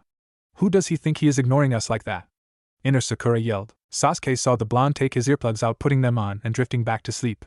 He wondered how long the blonde had been here. More importantly, how in the world did he get up there in the first place? It doesn't matter. Right now, he needs to focus on what Kakashi has in store of the team. 3 hours later, Sakura was tapping her foot impatiently. It's been 3 hours already and Kakashi-sensei still hadn't shown up. Looking over at Sasuke, she saw he was just as upset as she was. Looking up at the tree, a tick mark formed on her forehead. Naruto was still sleeping without a care in the world. Why is he still sleeping? She frowned. Sasuke was getting impatient. Where the hell was Kakashi anyway? He was the one that told them to be here at 6 a.m., and he's not even here. Looking up at his blonde teammate, he suppressed a scowl, seeing he was still fast asleep. Naruto woke up, blinking a few times, having gotten his nap out of the way. He stretched his aching muscles, hearing some of his bones crack in the process. Looks like Yamato-sensei was right about Kakashi-sensei's tardiness to things, and this was a prime example. He was curious as to why Yamato-sensei didn't get along with the man, but something tells him that the wood user wouldn't tell him even if he asked anyway. He felt another presence appear, meaning that Kakashi-sensei had arrived, making him sigh. Why do I get the feeling this will be a real pain? Jumping down from the tree, he felt that he was standing next to Sakura. She was probably screeching at Kakashi-sensei for being late, but then again he wouldn't know because he still had his earplugs and so he wouldn't hear her. He soon took them out his ears and put them back in his pockets, hoping that she wouldn't scream anymore. Kakashi smiled at the blonde under his mask, doing the same thing as he did, and that was taking his own earplugs out his ears. Sasuke blinked at the action of the man. He was really starting to consider getting some earplugs like these two did. Now that we're all here, let me explain the real reason why I gathered you three here today. And that reason is to see if you're worthy of passing the real exam to become Genin. Kakashi told them. What? Sakura exclaimed. Sasuke was shocked. Naruto looked curious. Kakashi took out 2 bells, jingling them so Naruto could hear them. This is now officially a survival test. And in this survival test, the objective is to acquire at least one of the 2 bells you see in my hand. The one who fails to get a bell will be tied to the stump and denied lunch. He saw Sasuke and Sakura hold their stomachs as they growled, but he noticed Naruto's stomach didn't and raised a brow. You ate breakfast, didn't you? You suggested we don't eat. You didn't say we were ordered not to. If they didn't eat breakfast, then it's their problem, not mine. Naruto stated indifferently. Sasuke glared at the blonde, realizing he was right. Kakashi only suggested they don't eat before arriving here, he didn't order them not to. Sakura was thinking the same thing but annoyed that Naruto said it out loud and so nonchalantly. Kakashi was taken back by the blonde's lack of concern for his teammates. This could really be a problem. I should talk with the Sandaime or Yamato about this. True. Anyway, back to business. Like I was saying, if you fail to get a bell you get tied to the stump, and the one who didn't get a bell will fail the test and be sent back to the academy. He finished. What? Sakura screamed, making Naruto cover his ears. That is really irritating. He rubbed his ears. Sasuke got a determined look on his face. He would not fail this exam. He couldn't afford to fail. Not if he wanted to kill Itachi. Naruto looked thoughtful. There are only 2 bells, there's another meaning behind this. I want you to come at me with the intent to kill. Kakashi told them seriously. But sensei, we might hurt you. Sakura said worriedly. I highly doubt we could. Catch him off guard maybe, but I doubt we'd be able to put a scratch on him. If anything, he'll probably just play around with us. Naruto closed his eyes as he thought this. Wait a minute. Maybe if we catch him off guard for a few seconds, then it should be easy to get the bells from him. But we'd have to be very careful. He's not known as the copycat ninja for nothing. Kakashi put the timer down on one of the stumps. I have the timer set. When it goes off, that means the test is over. Ready, go. All 3 took off to the woods to hide. Kakashi felt where his students were hiding. Well, it's good to know they know the basics of being stealthy. Sasuke is hiding up in a tree, Sakura is hiding in a bush, and Naruto, HM? Strange, I can't seem to pinpoint his location. Naruto was hiding a little bit away from his teammates and Kakashi so he could think of the real purpose of the test. He tried to suppress his chakra like Yamato-sensei taught him to and didn't know if it was working or not, but he was hoping it did. He was currently in deep thought about the survival test. There's another reason for this test. There are only 2 bells, meaning that only 2 of us will be getting them while one of us is tied to the stump but at the same time gets sent back to the academy. But that makes no sense though. He wants us to come at him with the intent to kill in order to get the bells from him. His eyes widened. Unless he wants us to work together as a team in order to get the bells from him.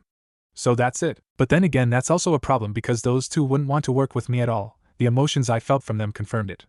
Guess I'll just have to improvise if we want to pass the survival test. Kakashi waited for one of his students to engage him while he was reading his book. About 5 minutes later, Sasuke emerged before the Jounin. Well now, so the first one to come at me is you.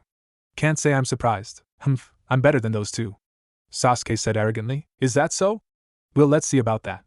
Kakashi humored him by putting his book away. Sasuke charged at Kakashi, sending a punch to the man's face, but the silver-haired Jounin merely sidestepped and grabbed the boy's wrist, kicking him in the gut, sending him flying away. But Sasuke maneuvered in the air and got back on the ground. Not bad, but not good enough, Kakashi told the boy. Sasuke then threw multiple shuriken at the Jounin, who dodged them all perfectly and avoided a kick to the head by the raven-haired boy and sent the boy away from him. When Sasuke was a good distance from the Jounin, he did some hand signs that caught the man's attention. Rat, tiger, dog, ox, rabbit, tiger. What? That's a C-rank technique that requires a lot of chakra. There's no way. Kakashi thought, taken by surprise. Katan, Hozenka no Jutsu, Fire Style, Phoenix Flower Jutsu. Sasuke sent a barrage of flames at the silver-haired Jounin, watching as the flames consumed the man. When the fire died down, he saw that Kakashi was nowhere in sight, making him look around. What? Where'd it go? Doton, Shinjuzanshu no Jutsu, Earth Release, Double Suicide Decapitation Technique. Sasuke felt his ankle be grabbed by a hand from underground. Damn dash! He was dragged all the way underground until it was just his head sticking out. Kakashi materialized from underground. That was pretty impressive, using a C-rank technique like that, but you're a little too hot-headed. He bent down with an eye smile. Sasuke glared at him. Before Kakashi could say anything else, he saw 4 shuriken be sent right at him, making him do a backflip to avoid them. When he crouched down, he saw that Sasuke was no longer where he had him, making the man blink. It was probably Naruto that dug him out, but that was pretty clever of him to distract me with the shuriken so he could get his teammate to safety. He might not be antisocial after all. Let go of me, dope! Sasuke yelled. The boy was currently being carried on his male teammate's shoulder. The 2 of them were currently jumping from tree to tree. Naruto was taking him to a safer distance, having gotten him out of a sticky situation. Naruto stopped near a big tree and dropped the boy right on the ground, making him growl. Thanks. Sasuke saw another Naruto jump down a tree with a walking stick in hand, making his eyes widen. He looked at the one that grabbed him and dropped him on the ground. A shadow clone? But it can see. No problem, boss. What about the other one? The clone asked. Naruto nodded. Go find Sakura and bring her here too. He'll probably go after her next. You got it. The clone jumped up a tree and went off to find Sakura, while Naruto walked past Sasuke and into the clearing so he could start his plan and hope that it worked. Hey, I didn't need your help, Sasuke yelled at his retreating figure. Naruto merely waved his hand without looking at the raven-haired boy, making him clench his fists. Just how strong are you? Sakura was running through the woods trying to find Sasuke after seeing her other teammate take the Uchiha arrow away after distracting Kakashi-sensei by throwing shuriken. She stopped running and looked around. Where are they? Kakashi was standing on top of a tree and sighed. Maybe a little genjutsu will make her take her ninja training seriously. Snake Rat, Megan, Narukami no Jutsu, Demonic Illusion, Hell Viewing Technique. Sakura saw leaves appear out of nowhere and started to feel very sleepy, her eyes feeling heavy. After about a minute she felt normal again. What was that? Asked Sakura. She looked behind her and saw Sasuke was leaning against a tree bleeding out. Help me. Seeing Sasuke in such a state she screamed and passed out, making the Jounin shake his head. I'm surprised that's all it took to knock her out, and that was only a D-rank genjutsu. He disappeared to go find the blonde. As soon as he left, Naruto's clone appeared, hefted Sakura over its shoulder and took her to where Sasuke was, and if he wasn't in the same spot as before he would just lay her against a tree. Kakashi was walking around trying to find his other student, and sensed he was near the clearing, so that's where he went. Walking out into the clearing, he saw the blonde was leaning against a tree asleep while holding his walking stick close to him. He nearly lost his footing when he saw the blonde was passed out asleep instead of participating in the fight with his teammates. He's actually sleeping? I think it's time to show him that this isn't a game. He thought, seriously, walking over to his lazy student intending to teach him a lesson. When he was close enough, the boy's eyes snapped open, and before Kakashi could react to the fact that his student was faking, the blonde unsheathed his blade and tried to slice him in half, but Kakashi jumped back just in time and did several backflips to get some distance before crouching in position, missing the smirk the blonde had on after he stopped with the backflips. That was close. I didn't think his walking stick was a sword in disguise. Pretty clever way to catch an enemy off guard, Kakashi thought as he stared at the blonde who still had his sword unsheathed. Naruto tilted his head. Too bad. I thought I had you, but I guess not. Well, you are a Jounin, so it's no surprise I missed. Kakashi stood up slowly, actually observing the blonde. That was pretty clever of you to lure me out here and trying to strike me down while pretending to be asleep. Thanks for the compliment. I thought you'd be mad. Naruto smiled. Well, I did say to come at me with the intent to kill. Kakashi scratched his cheek. I just didn't think you'd actually try and do it. Guess I'm just full of surprises, aren't I? A voice said from behind the Jounin. Turning around, he saw it was another Naruto that tried to take a swipe at him with a kunai, but the man jumped back and right into the real Naruto that was in a stance. Senko, flash. Swinging his blade as fast as he could, he cut the Jounin in half. He had spent days trying to create his own sword technique and finally produced some results when he cut one of his shadow clones down. He was brought out of his thoughts when he heard a thump that sounded like would making his sheath the blade. Kawarimi. Huh? I kinda figure he'd do that. He gave the clone his sword and decided to stick with ninjutsu for a little while. Closing his eyes, he tried to sense where his Jounin sensei might be hiding and needed to concentrate.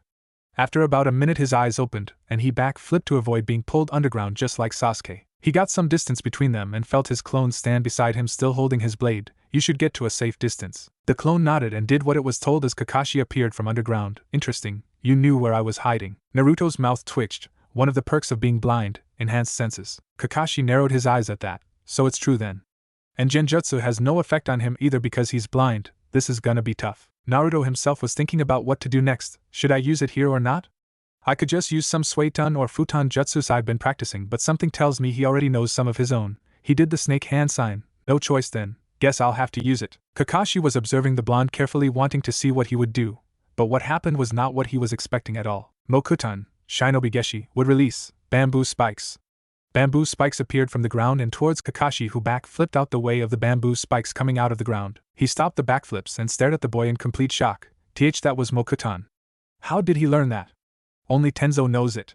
Is that why the Sandaime asked Tenzo to train Naruto? Naruto waited to see what his sensei would do next. I need to be careful. Kakashi-sensei knows many jutsus, so there's no telling what he'll use against me. It might be earth, water, wind, fire, or something else entirely. I'll have to stick with Mokuton and pray he doesn't know a lot of the techniques. Kakashi did some hand signs. Tiger ox, tiger rat, suiton, suiden no jutsu, water style, water bomb jutsu. Kakashi expelled a large quantity of water in the form of a powerful torrent and sent it at the blonde. Naruto quickly acted using the defensive move Yamato taught him. Rat dog tiger, Mokuton, Mokujihiki, wood style, domed wall jutsu. Wooden pillars sprouted from the ground and covered Naruto, creating a dome of protection from the water technique. That was close. If I hadn't remembered that move from Yamato-sensei, I would have gotten hit for sure. He brought the wood dome down, and since Kakashi was gone, making his eyes widen, wondering where he went, until his enhanced hearing heard something from behind and jumped backwards to avoid a kick to the back. While still airborne, he decided to use another jutsu Yamato taught him. Tiger horse, tiger snake, Mokuton, Daijin no jutsu, wood style, giant forest jutsu. Naruto's arm transformed into branches and sent them towards Kakashi, who prepared to defend against the attack. Tiger hair boar dog, Doton, Dorihiki, earth style, mud wall.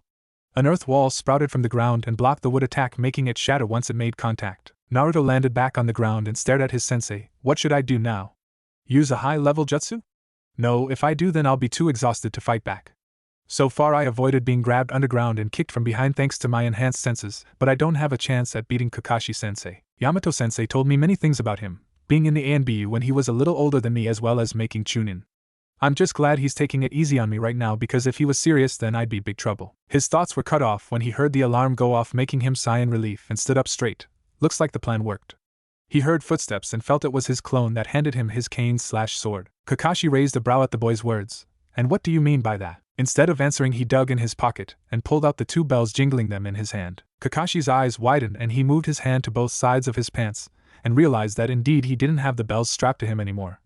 It was when I was pretending to be asleep, Naruto told him. The second you were close enough to me I used my sword to cut the bells off from the side of your pants, making them fall to the ground. I picked them up and stuffed them in my pocket once I heard them fall to the ground. Kakashi blinked at the explanation. Then why did you engage in a fight with me if you already had the bells? To distract you so you wouldn't notice the bells were gone from the side of your pants, and it worked. You didn't notice until just now, he said. The Jounin couldn't help but feel impressed despite being outsmarted by a Genin. I see, well done then. By the way, Sasuke, Sakura, you two can come out of hiding now. Naruto felt the urge to slap his forehead with his hand. He forgot all about them. He dispelled his clone and sighed at the fact he forgot about his own teammates, but in his defense he was concentrating on fighting. Maybe I should go find Yamato-sensei and ask him to spar with me again. We haven't sparred for a while now, he thought as he heard his teammates walk towards them. He felt their eyes on him but couldn't see their reactions when he used Mokuton and didn't really feel like explaining things either. Kakashi saw the looks the two of them were giving the boy and he couldn't blame them. Naruto just used the Shodame's famous Mokuton Kekkai Genkai. The only user he knew of who could use it was Tenzo, but now Naruto knows it. He made a mental note to ask the man how the boy managed to use it. Before I determine whether you 3 should pass or fail, can you tell me the reason for this test? Kakashi asked, making the two of them stop looking at Naruto and looking at him instead. Wasn't it to test our combat strength? Sakura questioned. Sasuke was thinking the same thing. Kakashi looked over at Naruto. Well, what do you think? Well, first off, Naruto gave one of the bells to Sasuke and the other to Sakura, taking them off guard. I thought it was strange that you only had 2 bells when there are only 3 of us, not to mention that if one of us fails to get the bells and fail the test then we all fail and get sent back to the academy. Sasuke and Sakura froze when they heard his explanation, but after thinking about it, I realized that the main point of this was for us to work together as a team, and not individually. The blonde concluded. Kakashi eyed him with a smile. Correct. Sasuke and Sakura looked at him in shock. That was the whole point of this test, and that was to work together as a team and look out for each other. And although you didn't work together as a team to attack me, you did show some signs of looking out for each other. For example, Naruto distracted me with his shuriken so he could get Sasuke to safety, and waited for me to leave to get to Sakura so he could take her to a safe location. That's what it means to look out for one another. To not abandon your comrades. He smiled from underneath his mask. Those who break the rules are trash, but those who abandon their friends are worse than trash. Remember that. Naruto nodded his head, while Sasuke and Sakura looked thoughtful. And on that note you all pass, Kakashi announced. Sakura smiled. Sasuke put his hands in his pockets, closing his eyes, and Naruto simply blinked. You can all go home and relax, for tomorrow we begin starting missions. Dismissed, Kakashi told them, disappearing in a swirl of leaves. Naruto was the first to leave, wanting to get some lunch, when a voice stopped him. Hey? Sasuke called out. Naruto stopped but didn't turn around. What? Where did you learn that? Sasuke questioned. That? Mokuton. Sakura was just as curious but didn't have the courage to ask the blonde, unlike Sasuke. You don't need to know. Naruto walked away from them. He wasn't sure why he asking about how he learned Mokuton, but knew telling him would be bad. I hope he doesn't make this a habit. Little did he know his teammate would keep asking the same question until he got an answer. Hokage Tower. Hiruzen had Kurenai and Asuma in his office after they got done testing their students. Now all they had to do was wait on Kakashi. Yamato and Iruka were there as well, just waiting. In a swirl of leaves he arrived and stood on Asuma's other side. Yo, he greeted. Now that you're all here, report, Hiruzen ordered. Kurenai spoke first. Kurenai, he report that Team 8 has passed. Asuma spoke next. Asuma Saratobi report that Team 10 has passed. Kakashi was the last one. Kakashi Hatake report that Team 7 has passed. That took the occupants in the room by surprise, but Yamato smiled proudly that Naruto passed Kakashi's test. Well, this is rare. So which one of them figured out the true purpose of the test? Naruto or Sasuke? Asuma asked. Naruto, Kakashi responded. Yamato kept his proud smile. He figured out what the true purpose of the test was, and it was because of him the whole team passed. Sasuke was only focused on trying to take me down, trying to prove he was superior than his teammates, and Sakura was only concerned about Sasuke, Kakashi reported. Kurenai shook her head in disappointment. That girl is a disgrace as a kunoichi. Hate to say it, but so is Ino. Asuma agreed. She'll only work seriously if she's put in a situation where it forces her to take her duties as a kunoichi seriously. So far only Hinata and Guy's girl are the only proper kunoichi around here. Iruka couldn't help but sigh himself. such good talent they have. If only they weren't so obsessed with Sasuke, then the two of them would be the top kunoichi in the village, but so far only Hinata and Guy's girl fit that profile. Naruto meanwhile distracted me so he could free Sasuke from my Doton, Shinjuzanshu no Jutsu, Earth Release, double suicide decapitation technique, and got Sakura out of harm's way when I used Megan, Narakumi no Jutsu, demonic illusion, hell viewing technique, on her, and she passed out. Kakashi continued. Asuma snorted at the mention of Earth-style jutsu he used on Sasuke. Oh god, he would have loved to see that. Kurenai rubbed her temples when she heard Sakura passed out after Kakashi used a simple D-rank genjutsu on the girl. It would take something serious to wake this girl up and bring her back to reality. I'm not surprised, Yamato smiled. I've been with Naruto since he was a kid and he's always put others' well-being above his own. Iruka smiled. He does, doesn't he? His kenjutsu skills could still use some work, but I'll admit it that it caught me off guard. Kakashi admitted. Wait, hold a minute. You mean to tell me the kid fought you one-on-one? Asuma looked at him. Kinda. He was distracting from the fact he got the bells from me when I let my guard down. Kakashi rubbed the back of his head. Yamato smirked, making Kakashi narrow his eyes at him. Really? I didn't see a sword on the kid. Asuma commented. It's in his walking stick, Yamato told them. It's a long sword disguised as a simple walking stick. That's clever and useful. Kurenai said. I agree, Kakashi agreed. When I was done dealing with Sakura, I found him sleeping against a tree and thought he wasn't taking the test seriously, so I intended to make him see how serious the situation was. But it turns out that was a trap, and when I was close enough he took a swing at me with his sword and cut the bells right off from me and engaged me one-on-one to make sure I didn't notice they were gone. I only noticed I didn't have them with me when the test was over. Losing your touch, senpai? Yamato smiled. Kakashi gave him a warning glare. So he's good at formulating plans too, huh? He and Shikamaru should get together sometime. Asuma said, impressed. That's not all. Kakashi's tone turned serious, getting their attention, wondering if something else happened. Hokage-sama Tenzo, why didn't you tell me Naruto has the Mokuton? Asuma's cigarette fell out of his mouth, Kurenai's eyes went wide, and Iruka was speechless. Yamato and Hiruzen looked at each other, then back at Kakashi. So he used it in front of you then, did he? Hiruzen said. You mean it's true? Iruka stared at the Hokage. Yamato narrowed his eyes at Kakashi. I told Naruto not to use it unless the situation calls for it. What do you think the council would do if they found out he has the Mokuton? Kakashi closed his eye. I see your point, but it would have been good to know. I don't see why you should know, Yamato countered. I regret not telling Iruka, but I see no reason why you should know at all. Kakashi and Tenzo had electricity coming from their eyes, forcing Iruka to intervene while Asuma and Kurenai watched with interest. Hiruzen sighed. That's enough, both of you, he ordered Kakashi. I'm sorry for not informing you, but I wanted to protect Naruto, and so did Yamato, so we agreed to keep it to ourselves and told Naruto to use it for emergencies only. Please try to understand. Kakashi stared at the man. I understand, Hokage-sama. Good. Is there anything else you'd like to report? No, nothing else, sir. I see, then you're all dismissed. Hiruzen told them. Asuma and Kurenai left the office, leaving Kakashi, Iruka, and Yamato in the office. I take it you'll be doing D-rank missions tomorrow then? Yamato questioned. Yeah, Naruto won't complain about it, but I don't know about Sasuke Uchiha.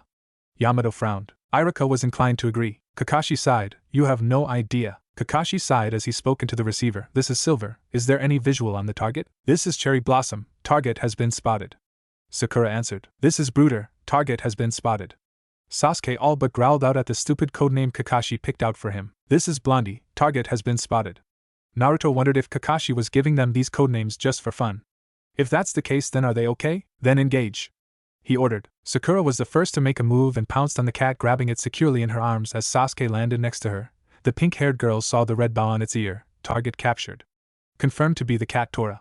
She missed the gleam in the cat's eye and as such was unprepared as it scratched her right in the face, making her drop the cat. Sasuke tried to capture it before he too was scratched in the face by the mean cat before it took off into the bushes, leaving the two genin to rub their faces. That damn cat. Sasuke cursed. It ran into those bushes over there. Sakura said. Cha. That cat's gonna pay for scratching my face. Inner Sakura cracked her knuckles. Cherry Blossom Brooder report. Where is the target? Kakashi questioned over the receiver. Sasuke answered. Target has escaped and run off into the bushes. I repeat, target has escaped and run off into the woods. Requesting to pursue the target? Permission granted. Follow and capture the target Tora. Kakashi ordered. The two genin ran after the demonic feline that had the nerve to scratch their faces while also wondering what their other teammate was doing. Why wasn't he helping? What the hell is that dope doing? Sasuke growled. He better not be slacking off and making us do all the work. Sakura added. Running for a little while more, they stopped when they spotted the still form of the cat, and were surprised to see why the cat stopped moving. Naruto was currently scratching the cat underneath its chin, making it purr in content at the contact while his shadow clone watched in amusement. Well, so much for you being a little terror. Huh? Meow, Tora said, smiling in relaxation. Sakura and Sasuke stared in utter disbelief. The demonic cat scratched their faces without hesitation, yet it was docile with Naruto of all people. How is that even fair? Report. What's going on? Kakashi questioned. Sasuke slowly brought his hand up to his ear. Naruto has captured the target. I repeat, Naruto has captured the target. Understood.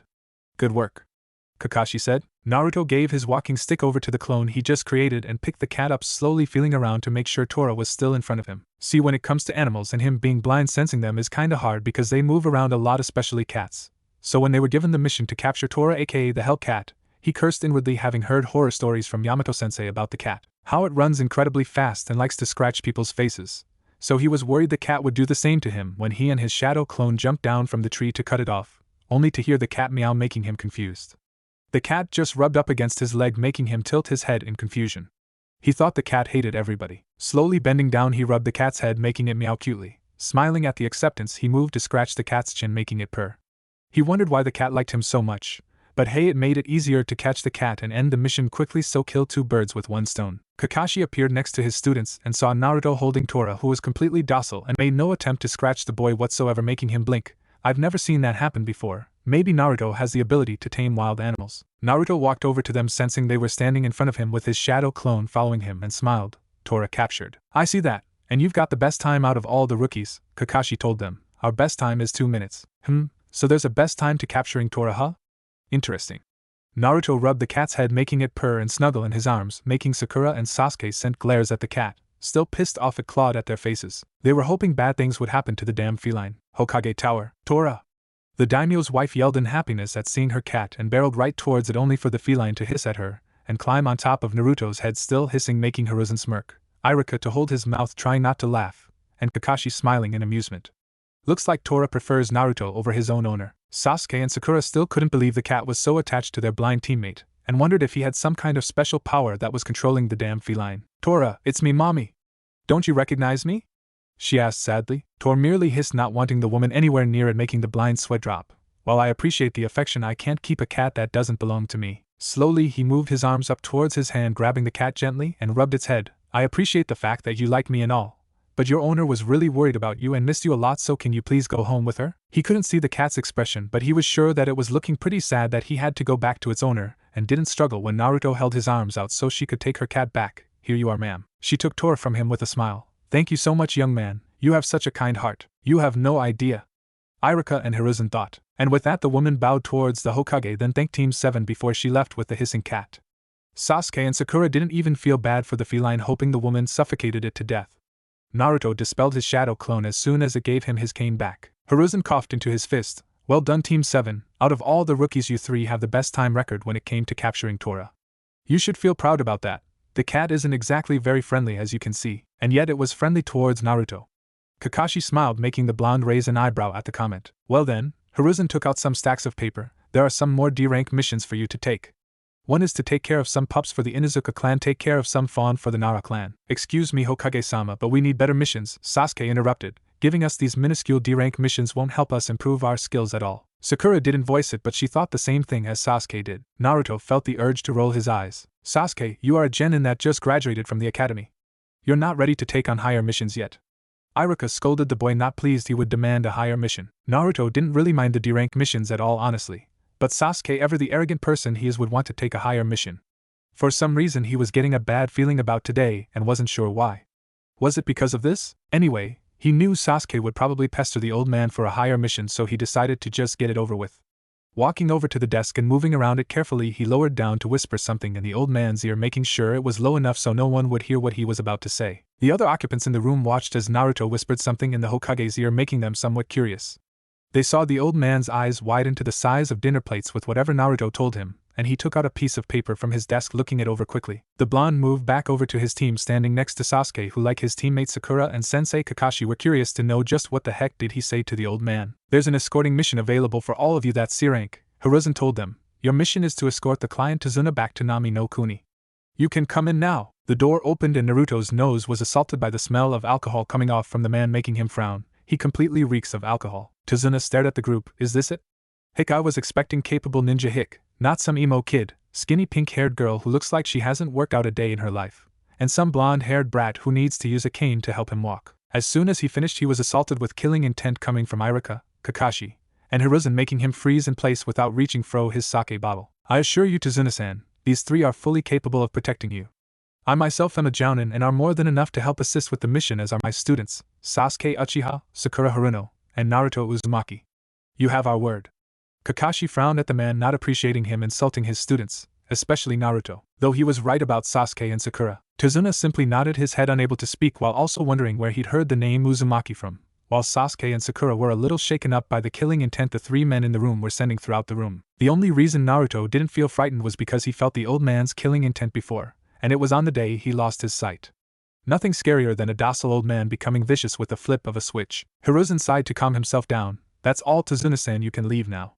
These three will be escorting you back home tomorrow. The man nodded and quickly left. Smart move. Naruto, a word please. Hiruzen called the boy over, prompting the blonde to move back over to him again. As the blonde bent down, the old man whispered something in his ear, and the blonde responded in kind, making the old man's eyes widen and bash his head on the desk. I see, so it was that simple all along? Yep. Naruto nodded, confusing everyone in the room. Hiruzen sent a wave at them. That's all, you can leave now. Kakashi bowed and left the office right along with his students, while Iruka was curious about something. Hokage-sama? What is it? He mumbled. What was it that you and Naruto were whispering about?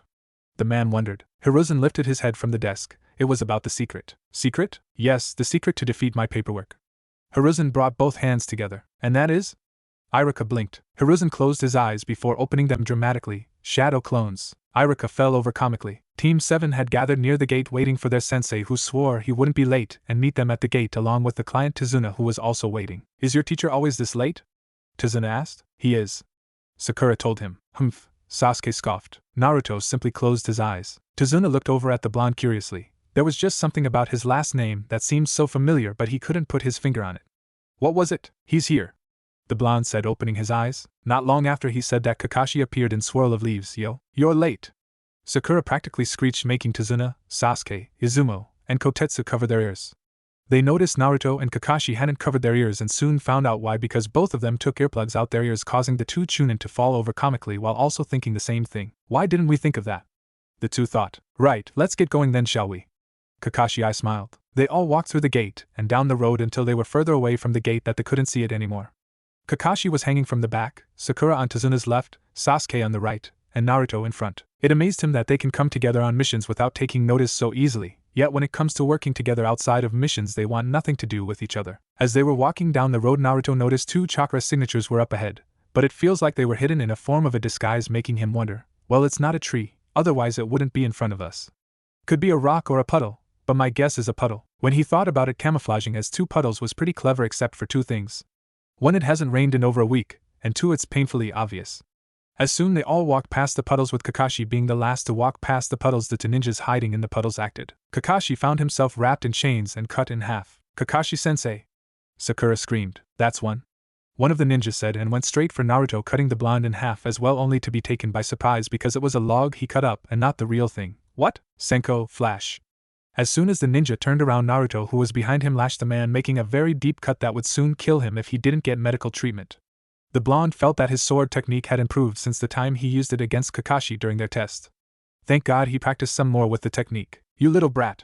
The other ninja was kicked in the jaw by Sasuke, preventing him from getting to the blonde, and as soon as the man lost balance, Sasuke acted quickly to finish him off. Rat, tiger, dog, ox, rabbit, tiger, katan, Hosenka no jutsu, fire style, phoenix flower jutsu. He sent fireballs at the ninja and watched as the flames engulfed him, hearing him cry out in pain before he collapsed, his body burned and unconscious. Naruto swung his blade to the side, knowing he got blood on it, and sheathed it back. You can come out of hiding now, Kakashi-sensei. Kakashi jumped down from a tree he was watching from and smiled. Ah, good job sensing me, Kakashi-sensei. Sakura cried out in relief. If you were there watching us the whole time, why didn't you help? Sasuke demanded. Well, I knew you could handle them and I was right. Kakashi looked over at the blonde. Naruto, good job in incapacitating your enemy, you too, Sasuke. Sakura, you got in front of the client to protect him. Good job. Naruto made no response to the praise and simply nodded. Sasuke scoffed. Sakura smiled. The ninja that Naruto sliced was still breathing and spoke. How did you know? It hasn't rained in over a week, that's how. Naruto stated the obvious. That, and I sensed there were two chakra signatures before us, but they were using a jutsu to hide themselves from view. I just couldn't figure out if it was either a rock or a puddle. But I guess right with the puddle. The ninja stared at the boy. Why, you're completely blind. Naruto made no comment. Wait, he's blind? Tenzo exclaimed. He is. Kakashi confirmed. But how is he able to? It's best not to think about it. The Jounin told him, then glared. Now then, I think it's time you tell us what's really going on here, Tazuna-san. What do you mean? The man shivered. He means the real reason why you lied about the mission, Naruto said. I can feel your emotions, nervousness and fear. But fear is the most strongest. Tazuna stilled. He can feel other people's emotions? Not to mention that these two here are the demon brothers of the mist. They're Chunin. I wanted to determine who they were after, seeing as how I have quite the reputation amongst the other villages, and was fully prepared to intervene if I felt my students couldn't handle it. But judging by your reaction why they started to attack, it confirmed they were indeed after you. He concluded. Tazuna gulped. Well? Kakashi pressured. Okay, I'll tell you the truth. Tazuna sighed. Nami no Kuni is on the verge of financial ruin because of that rat bastard Gato. Gato? Sakura questioned. I know that name. He's some businessman that founded the Gato company. But rumor has it that he's doing something else that no one knows about. Like selling drugs and human trafficking.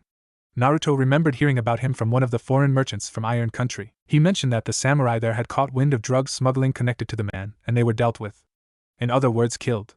Smuggling drugs in a town that's known for their samurai wasn't really smart on their part at all. Yeah, that bastard is practically sucking the life out of us. We don't have that much money, and I was only able to afford a C-rank mission to send to you. Tazuna bowed. Please help us. Kakashi gave the man an impassive look. This mission just turned into an A-rank mission. This is beyond my genin who are fresh out of the academy. By all means we should be heading back, Sakura agreed. They were just fresh genin, they had no experience in dealing with ninjas like these. No, that wasn't true at all. Naruto and Sasuke didn't hesitate to take them down, and weren't even afraid, but she was. While protecting Tazuna, her legs were shaking. She didn't think she'd be forced to fight real experienced ninja so soon. Naruto felt the urge to sigh. He knew the bad feeling he had yesterday was a sign, but he ignored it, and instead thought it was just him being paranoid, but it looks like he was wrong. Maybe next time I should listen the next time I get a bad feeling. He thought. We're not stopping, Kakashi. We can still continue the mission.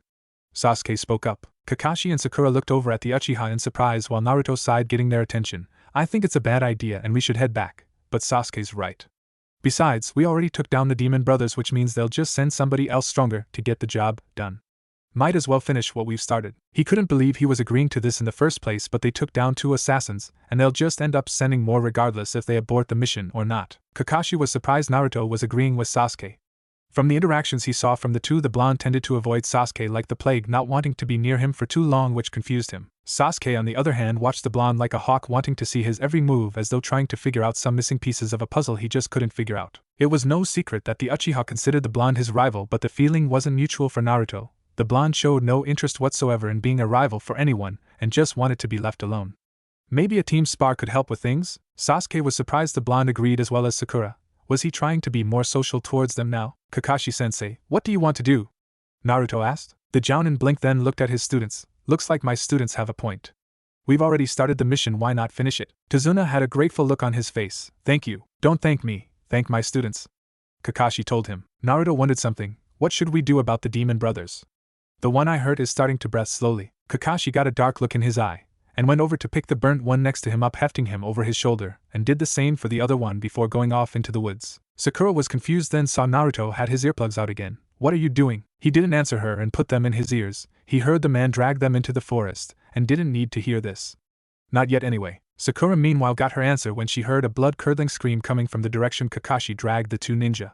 She felt frightened, not wanting to know what her sensei could be doing to those two. Sasuke felt his blood run cold when he heard them scream, not having it in him to move. Tazuna didn't even want to imagine what the man was doing to those two ninja, and simply covered his ears. Naruto opened his eyes back up but still kept his ears plugged in just in case, but secretly was too afraid to take them out, not wanting to hear them scream.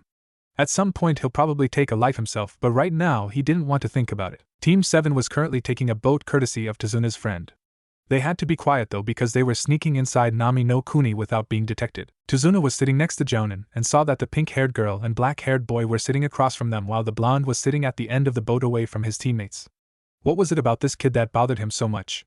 Was it the fact that he found out Kids was blind but could still fight? Or was it his last name? His last name. Leaning closer to Kakashi, he whispered in the man's ear. Hey, that kid's last name is Uzumaki, right? Kakashi raised a brow. Yes. The man's eyes widened and looked back over to the blonde. Hair color aside, if he was truly an Uzumaki, then he should be able to enter the Forbidden City. Before he could think more on the subject, the boat stopped, and they all got out from the boat. Thanks, old friend. Tazuna thanked. No problem, just take that rat bastard down for us. The boatman said, rowing away. Let's go.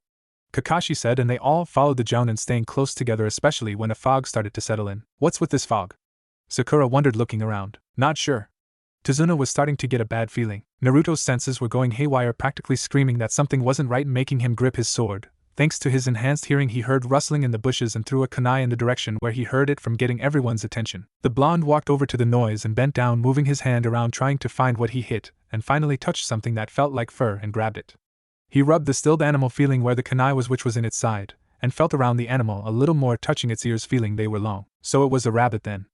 He walked back over to his team and Sakura saw the dead animal in his hand. Naruto baka. How could kill something so defenseless? He walked right past her and towards Kakashi, lifting it by its ears before him. What color is it? White. Naruto tilted his head. I wasn't aware rabbits' fur become white in this time of season. Kakashi eyed the rabbit carefully. You have a point. It's normally winter season. Sasuke and Sakura looked at each other.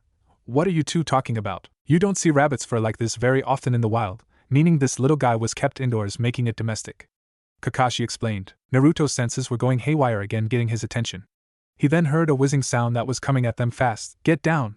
The blonde went over by his teammates, yanking them to the ground, while Kakashi grabbed Tazuna, yanking him down on the ground with him as well. It was a good thing they got down when they did, because a massive blade whizzed past their heads and embedded in the tree behind them. Not soon after that, a man appeared standing on the blade. He was a tall man that had short black hair, wearing no shirt, sporting gray pants, with a white mask covering half his face. Hanging on the side of his head was a headband with the Kirigakure insignia on it. The man laughed eerily. No wonder the demon brother lost. Kakashi Hatake, the copy ninja. I never thought I'd meet you here of all places. Looks like this'll be fun. Kakashi stood up, as did his students and Tazuna. Zabuza Momochi, or should I say Kirigakure no Kijin, demon of the hidden mist? So you were hired to kill Tazuna as well, it seems. Naruto's eyes widened when he heard the name of the man, Zabuza Momochi. One of the Kiri no Shinobigatana Shishinen Shu, 7 ninja swordsmen of the mist. No wonder this guy's chakra felt so bloodthirsty. This person was Zabuza Momochi, one of the 7 ninja swordsmen of the mist. He remembered Yamato-sensei giving him the rundown on some missing nin as well as those in the bingo book as part of his training to prepare him for the real world. According to him, Zabuza earned the title Kirigakure no Kijin, demon of the hidden mist, because he practically acted like one, and he can sense it very clearly. This guy is dangerous. Going up against him would be suicidal. It's better to let Kakashi handle him. First the C rank mission becomes A rank. Now Zabuza Momochi shows up. This is just great, he thought. Zabuza grinned under his mask. You know about me, kid? Well, damn, I'm honored. They teach you about me in the academy? No, personal teaching for me. Naruto told him, trying to keep calm. Zabuza jumped down from his blade and yanked it out of the tree, hefting it over his shoulder. I like you, kid. Maybe I'll let you live and just kill the other two. Naruto didn't even know how to respond to that. How do you know who he is? Sasuke demanded. Personal education. The blonde answered. Kakashi made a mental note to grill Yamato about teaching Naruto about stuff like this later. You three stand back and protect Tazuna. This man is an A-rank new Chunin from Kirigakure, said to have fled for the failed assassination of Mizuki. He's on a whole other level. I'll handle him. I've failed to kill the Mizuki? Sakura was really scared now. We can handle him, Sasuke stated arrogantly. Like hell we can, Naruto thought. Was he trying to get himself killed? Well, isn't that cute? Zabuza mocked. The little brat thinks he's a real ninja. Don't mock me. I'll show you the power of the Uchiha. Sasuke glared at the man. Zabuza laughed. You mean that worthless clan that got their asses killed by one of their own? Yeah, I'm really shaking here. Sasuke growled and clenched his fists. The only he didn't charge at him was because Naruto gripped his shoulder tightly, bringing him back to reality. Once the blonde felt he was lost some of his rage, he let go of his shoulder. Sasuke may be intolerable, but he didn't want him to die. Kakashi lifted his headband, making Zabuza grin. Ho? I get to see the Sharingan so soon? I'm flattered. Sharingan? But how? He's not an Uchiha, is he? Sasuke thought as he stared at the Jonin. Sharingan? Sakura questioned. A dojutsu Kekkei Genkai that belonged to the Uchiha clan, Sakura.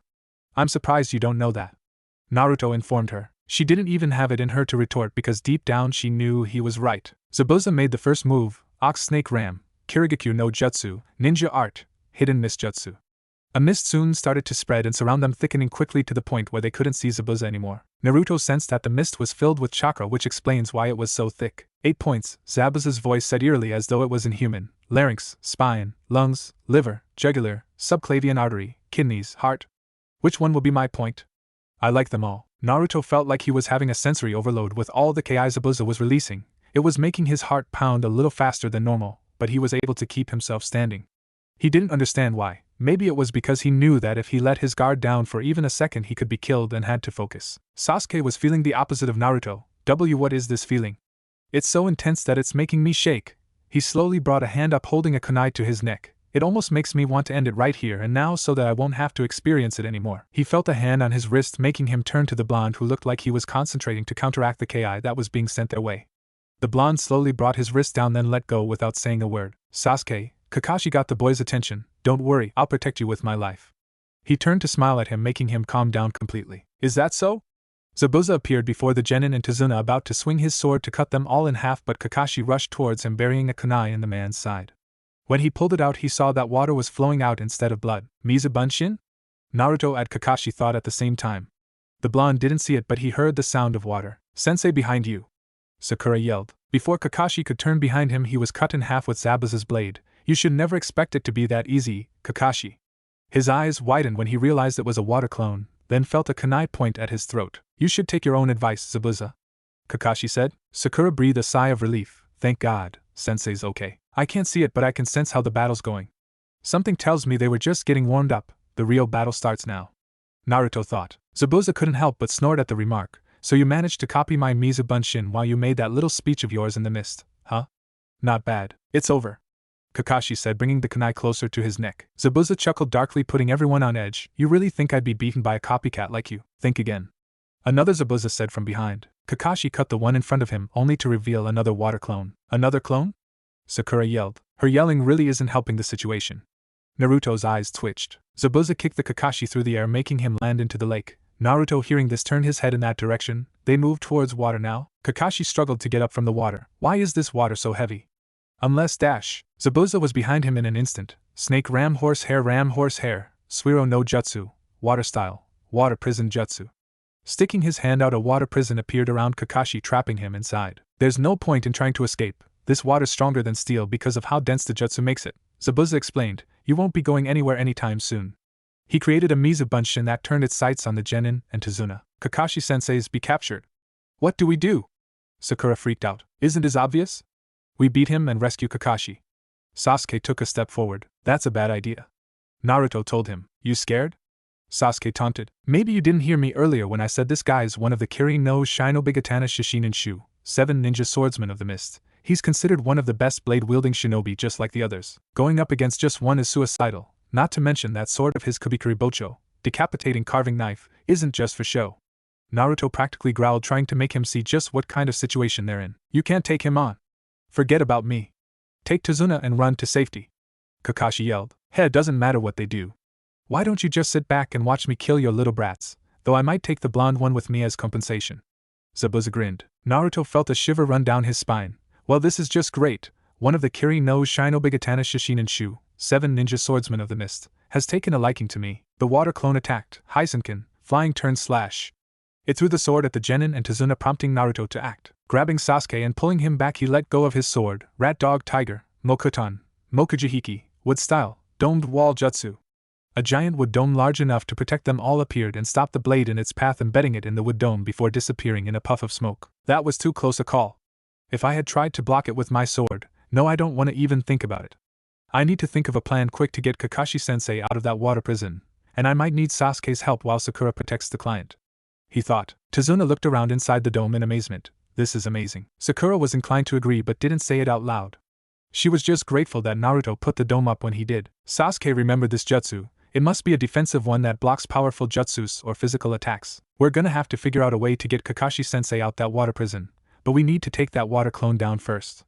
Naruto finally spoke having thought of a plan. You have something in mind? Tazuna wondered. Naruto stood up. I do. It involves me and Sasuke doing most of the work though. Fine with me, Sasuke said. Sakura felt a stab to the heart when he said that. Was he trying to say she was too weak to help? What's your plan? Tazuna questioned. Naruto took a deep breath. God, I hope this works. Okay, here's what I thought of. Meanwhile, outside the wood dome, Zabuza was taken by surprise while at the same time grinning like a psychotic maniac. That jutsu that the blonde kid just used was the Mokuton. There's not a person alive who doesn't know about it. The famous Kekei Genkai of the Shodame Hokage of Konohamaru no Sato. Hashirama Senju. He couldn't help but laugh. You've been holding out, Kakashi. One of your brats has something interesting. Kakashi glared at the man and was about to say something when the wood dome was brought down and Sasuke engaged the Zabuza clone going full taijutsu on it, sending kick to its head only for it to swing the boy in the air like a rag doll, but Sasuke managed to set himself right and attacked again. Rat tiger dog ox rabbit tiger, Katon, Hosenka no jutsu, fire style, phoenix flower jutsu. He sent rapid fire balls at the clone, and just when it was about to counter with a water jutsu, it found itself unable to move. Looking down, it saw that it was bound by wood. It looked over at Naruto. The blonde had his hands together. Mokuton, Mokusatsu Shibari no Jutsu, wood style, silent strangle jutsu. The clone eyes widened before it was dispelled because it got hit with the fire attack sent by Sasuke. Sasuke landed on the ground and did the same jutsu: rat tiger dog ox rabbit tiger, katan, Hozenka no Jutsu, fire style, phoenix flower jutsu. He sent the same fire jutsu at the real Zabuza. Naruto was right behind him. This is gonna take up a lot of chakra, so I'm hoping that Kakashi-sensei is freed by then so he can take Zabuza down. I just hope I don't get too tired after I use this jutsu. I've only used it once, and it wasn't how I wanted it to be, but maybe it will work out this time around. Well, here goes. He made the hand signs: snake ram hair dog snake, Mokuton, Mokuria no Jutsu, wood style, wood dragon jutsu. A wooden dragon appeared from underground and headed right towards Zabuza, while the fire jutsu Sasuke still had going moved around it almost in sync, forcing the Nuke-nin to drop the water prison and use his blade to cut the dragon's head off while jumping away from the fireballs sent at him by Sasuke. When the attack stopped, he stared at the Genin with his blade pointed at them. Not bad for a bunch of brats, but not good enough, Zabuza said. Naruto smirked, getting a confused look from the ninja. Plan successful. Before Zabuza could retort to that comment, he found himself kicked in his side and away from the Genin. Getting his balance back on the water where he was standing on, he saw Kakashi was free and finally got what the blonde brat was talking about. Damn brat. Looks like you underestimated my Genin, Kakashi said. It's just you and me now. Sasuke was standing by Naruto, who looked a little winded but was able to stand thanks to Tazuna and surprisingly Sakura, who gave him back his ken to help him stay steady. It worked, your plan really worked, Tazuna stared. Naruto smiled a little, glad it did, otherwise we'd be in real trouble right now. Good job protecting Tazuna-san, Sakura. Why yes, she said, feeling like she didn't deserve the compliment because she didn't do anything useful. The plan was for both Sasuke and Naruto to engage the water clone first. Then when that was done, they were to put Zabuza in a position where he would have no choice but to lower the water prison, thus freeing Kakashi. It's scary when a plan actually works, but in this case it was godsend that it did. Zabuza was staring at the Genin, so I got taken off guard by two brats. No, he eyed Naruto. That one right there is something else. HM?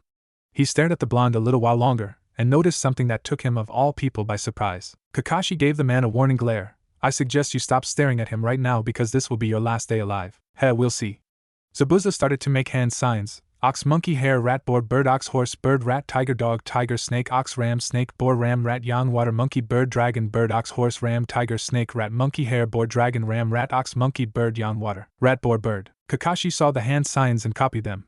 Ox monkey hare rat boar bird ox horse bird rat tiger dog tiger snake ox ram snake boar ram rat yang water monkey bird dragon bird ox horse ram tiger snake rat monkey hare boar dragon ram rat ox monkey bird yang water rat boar bird. Suetun, Suryuta no Jutsu, water style, water dragon jutsu. They both yelled at the same time and two water dragons appeared with yellow eyes before attacking at the same time, canceling each other out. Wow, what a powerful jutsu. Sakura stared. Kakashi and Zabuza clashed with kunai and blade before Zabuza tried to use the Kirigakure no Jutsu, ninja art, hidden miss jutsu, again and saw Kakashi was following his every movement, making him stop. It's as if he knows what I'm going to do next. Kakashi cut him off, making Zabuza's eyes widen. Is he reading my mind? He's looking right at me with that dash. His thoughts were cut off again. Freaky looking eye of his. Kakashi cut him off again, almost as though he was reading his mind. Zabuza wasted no time and tried to form some hand signs before he stopped, his blood running cold when he saw a shadow of himself behind the Jonin. Is that me? Is this a genjutsu? Kakashi saw the hesitation and used that time to strike. Tiger ox monkey rabbit ram boar ox horse monkey tiger dog tiger snake tiger ox monkey rabbit bird. Suetun, Daibakufu no Jutsu, water style, giant vortex jutsu. Water started to swirl around the ninja. What? But how? Zabuza didn't have time to dwell on it long because he was swept by the giant water vortex jutsu that thrashed him like some kin of ragdoll, tearing through the forest, tearing down any unfortunate trees that stood in its path. The Nuke-nin stood up slowly as his body was soaked to the bone. He stared at Kakashi. Can you see into the future? Yes. Kakashi raised a kunai up, preparing to strike the defenseless Zabuza down. And your future is death. Before he slit the man's throat, two Senbon needles struck the man in the neck, making his eyes widen before slumping over dead. Another person made themselves known. Stepping out into the clearing was a young man wearing a white mask with red markings that had the symbol for Kirigakure on it. He had black hair with some of it in a white bun with two strands loose, wearing an outfit that stopped at his knees underneath a green haori with white edges and brown sash wrapped around the waist. You were right, the young spoke. He's dead now. Sakura's legs were shaking. Who's that? A hunter ninja from Kirigakure no Sato. Kakashi explained, walking over to Zabuza while at the same time keeping an eye on the young man. Pointing two fingers to the man's neck, he felt no pulse. He's dead. I've been tracking down Zabuza Momochi for a long time now and found this to be a golden opportunity. And here I was starting to think I'd never be able to complete my assignment," the young man said as he picked up the dead body of Zabuza, who had his blade strapped to his back. The young man bowed his head before disappearing. Naruto felt there was something off about the guy but didn't voice it out loud. He'd wait and see if his instincts were right on this one. His ears picked up a thump sound. "I think Kakashi-sensei just passed out." Sasuke and Sakura ran over to him, while Naruto walked slowly, still a little exhausted from using that wood dragon jutsu from earlier. He felt Tazuna was helping him walk over to his sensei, which he found strange but didn't comment on it. "Tazuna-san, can you carry our sensei for us? You got it, kid." Tazuna bent down and picked the man up, hefting him over his shoulder to keep him steady. "My house isn't that far from here, it's about a half hour. I'll take you there, thanks." Naruto thanked Tazuna's house. "Tsunami, I'm home," Tazuna announced as the genin helped open the door and all walked inside the house. A young woman with black hair appeared from the kitchen. "Dad, you're home."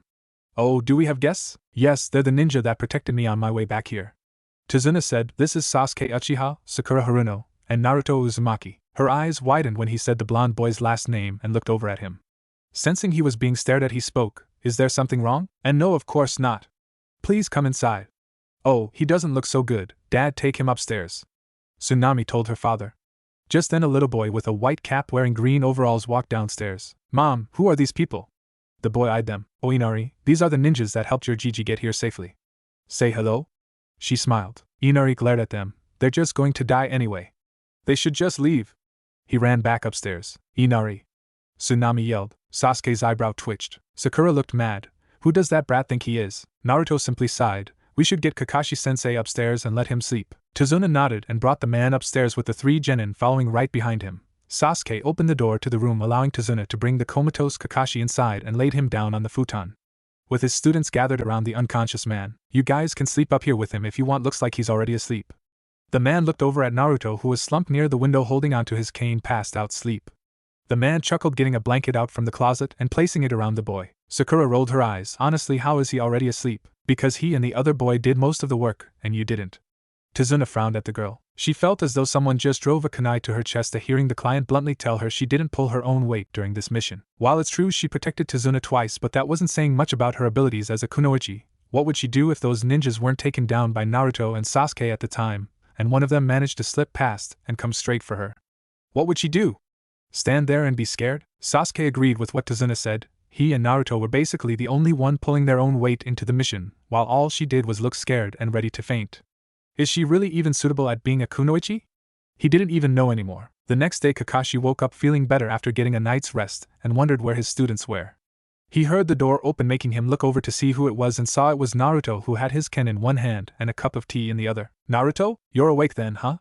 the blonde said, walking in and making his way over to him, passing him the tea. "Here, Tsunami-san made it." Kakashi took it and brought his mask down to drink it.